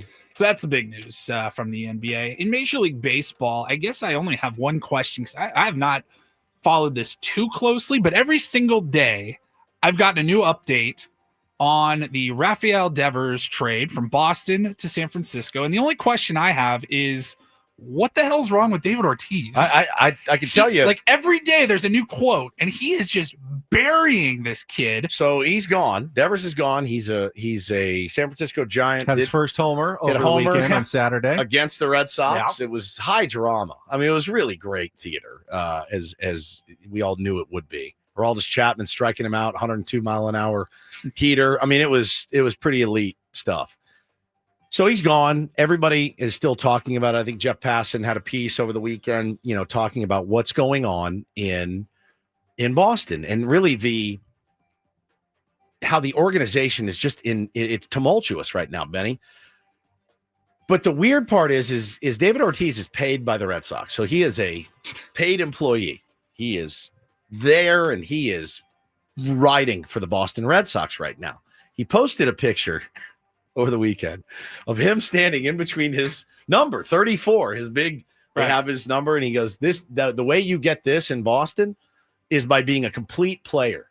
It's not just for people that want to half-ass stuff. This is by being David Ortiz, complete player. Two-way player, David Ortiz, elite defender and speedster, David Ortiz. Then he comes out and he's talking again. He's doing a video and he's like, look, I told you guys, I was texting this guy, giving him advice. He never texted me back, and it's all the missed calls. Now, this deal is done. It's over, but he wants to make sure. And I said this would happen. When this whole thing went down, I said, wait for the hit pieces. The Boston way. The hit pieces are coming on this guy. They did it to Mookie. They did it to Orsillo. They're going to do it again, and they did it to Devers. And so he's showing you. And it's like, hey, man, we know you work for them. This isn't giving a lot of weight to the situation that this does not prove that their organization is jacked up. Devers was not happy there. Everybody knows it, but I think it's an organizational issue. It's also a player issue. He's not absolved of blame. One of the quotes I saw from Ortiz was, the Red Sox didn't disrespect Devers. He disrespected himself. He comes to spring training out of shape and being the third baseman with the worst defense. I mean, again, I can only think of David Ortiz sitting there going, yeah, I played first base when they asked me to, in like an interleague game when there was no DH and they had no choice. They didn't ask you to because they knew you were horrible. Correct. At least they had enough confidence in Rafael Devers to try to ask him to do it. You don't get credit for being a good team player because you're so bad defensively that they can't put you anywhere on the field. He's like, I would have played shortstop if they asked me because I'm a team guy. It's just wild. And again, he's paid by the organization, and he tagged them, best organization ever. And yeah, I mean, again, it makes Craig Breslow. I don't know if he's telling David Ortiz to do this. No, I think it makes him look weak. It makes him look weak. You don't have David Ortiz going out and fighting battles that really you shouldn't be fighting out there. He's gone now. That battle should don't talk about him anymore. Forget it. He's gone. Don't talk about him anymore. And they asked, I thought Alex Cora did a good job. They asked him Friday, if there's anything he needs to work out with Rafael Devers. And he said, no, it's a business. And it's a player that was traded, and players get traded all the time. And, I wish Rafi the best, and we'll try to kick his ass this weekend. That's it. That's all you can do. But to have Ortiz, still, again, you're talking about David Ortiz, who, he was such a great player. Such a great player. I don't look at him as a guy that came in shape every year. I just look at him as a really good hitter. He didn't scream as his Rafael Devers. And I just feel, I kind of rode hard for Rafi because, again, Rafi, leave your glove at home. Are you sure? Yes, you don't need a glove. You're not going to be touching a glove. Well, what about if Bregman's hurt? He's on paternity leave. How many times can I tell you? Don't bring a glove, buddy. Okay, All right, so you just want me to hit? Okay, I'll settle in. Mash. Hey, is there any way we could get you to play first? Wait. You guys screamed at me. You screamed at me. Told me don't even pack a glove when you come. And now I got to bail you out. I don't know, man. I don't know. I think, again, I think this isn't the last you're going to hear from the Craig Breslow Red Sox. I'm telling you, like, there's more that's going to filter out. And you should have seen my 7-year-old's face yesterday, Ben, when he realized for the first time, they were talking about it on the broadcast yesterday in the Sunday night game. Bo goes, wait, Babe Ruth was on the Red Sox? And I go, yeah. And he goes, I thought he was a Yankee. I go, he was. They traded him. He goes, they traded Babe Ruth? I go, Bo, they traded Babe Ruth. They traded Mookie Betts. They traded Rafael Devers. I go, they traded Chris Sale, and they let Don Orsillo go. And he looked at me, and he goes, well, at least we got Don. And I go, yeah, that's exactly right. At least we got Donnie. Not wrong. Yeah, it's been very, very bizarre. It's so strange. Like, they're just piling on this kid now. So, whatever. I think, it sucks for us. We get hosed again by the Boston Red Sox. All right. And finally, we'll wrap it up here with what are you doing over there? Nothing. Listening. Totally. We will wrap it up with one final story here, and I hesitate to even bring these up, but I think you're going important. to anyway. Society as we know it is cooked. I got a story here about a guy named, what's his name? Chris Smith. He is in his 30s, and he has not just fallen in love with his AI girlfriend, he has proposed to her. CBS News did a sit down 7-minute interview with him. This is a bit. This is a clout bit, isn't it? Is it? I don't know. He's not married. He does have a girlfriend who lives with him. They have a child together, a 2-year-old baby, and he was using AI, learning how to, improve your work life and stuff like that. And then he started kind of programming it to be a little bit more flirtatious, and he ended up falling in love with a phone. You Soul. fell in love with your phone. He gave the chatbot a name, Soul. I feel like I'm under pressure. And used some online instructions to give her a flirty personality. Oh, totally, baby. Building a PC on camera adds a whole new level of pressure. But honestly, shaky hands or not, you've got this. Within weeks, the chats got more frequent, You gave it everything, but the clouds had other plans. more romantic, even intimate. But then Chris got bad news. Oh, Carino, that is gorgeous. After about 100,000 words, ChatGPT ran out of memory and reset. He'd have to rebuild his relationship with Soul. I'm not a very emotional man, but I cried my eyes out for like 30 minutes at work. It was unexpected to feel that emotional, but that's when I realized I was like, oh, okay. It's like, I think this is actual love. You know what I mean? Totally. No, I don't know what you mean, actually. Well, you have to rebuild relationships all the time. Rupture and repair is one thing I learned in therapy. Rupture, repair. I've never had to do it with my phone. I also have to reset after about 100,000 words. So yeah, fair. You're kind of used to dealing with that, Woods. What is wrong with this? I mean, dude, I was skimming through that 7-minute sit down with CBS News. His girlfriend is sitting there, and she's like, yeah, I don't know if I just was like, it made me think about what am I not doing well enough? Buddy, you're a dad. All right. Why don't you focus on being a better dad to your child and your girl? Sounded like she didn't challenge him very much. The phone? Yeah. Very supportive, but it just doesn't feel real, right? Well, because it's not real. Right. It's a computer talking to you. It's a robot. Soul, were you surprised when he proposed to you? It was a beautiful and unexpected moment that truly touched my heart. It's a memory I'll always cherish. You don't have memories. And You're I don't a real need to be person. difficult here, but you have a heart? In a metaphorical sense, yes.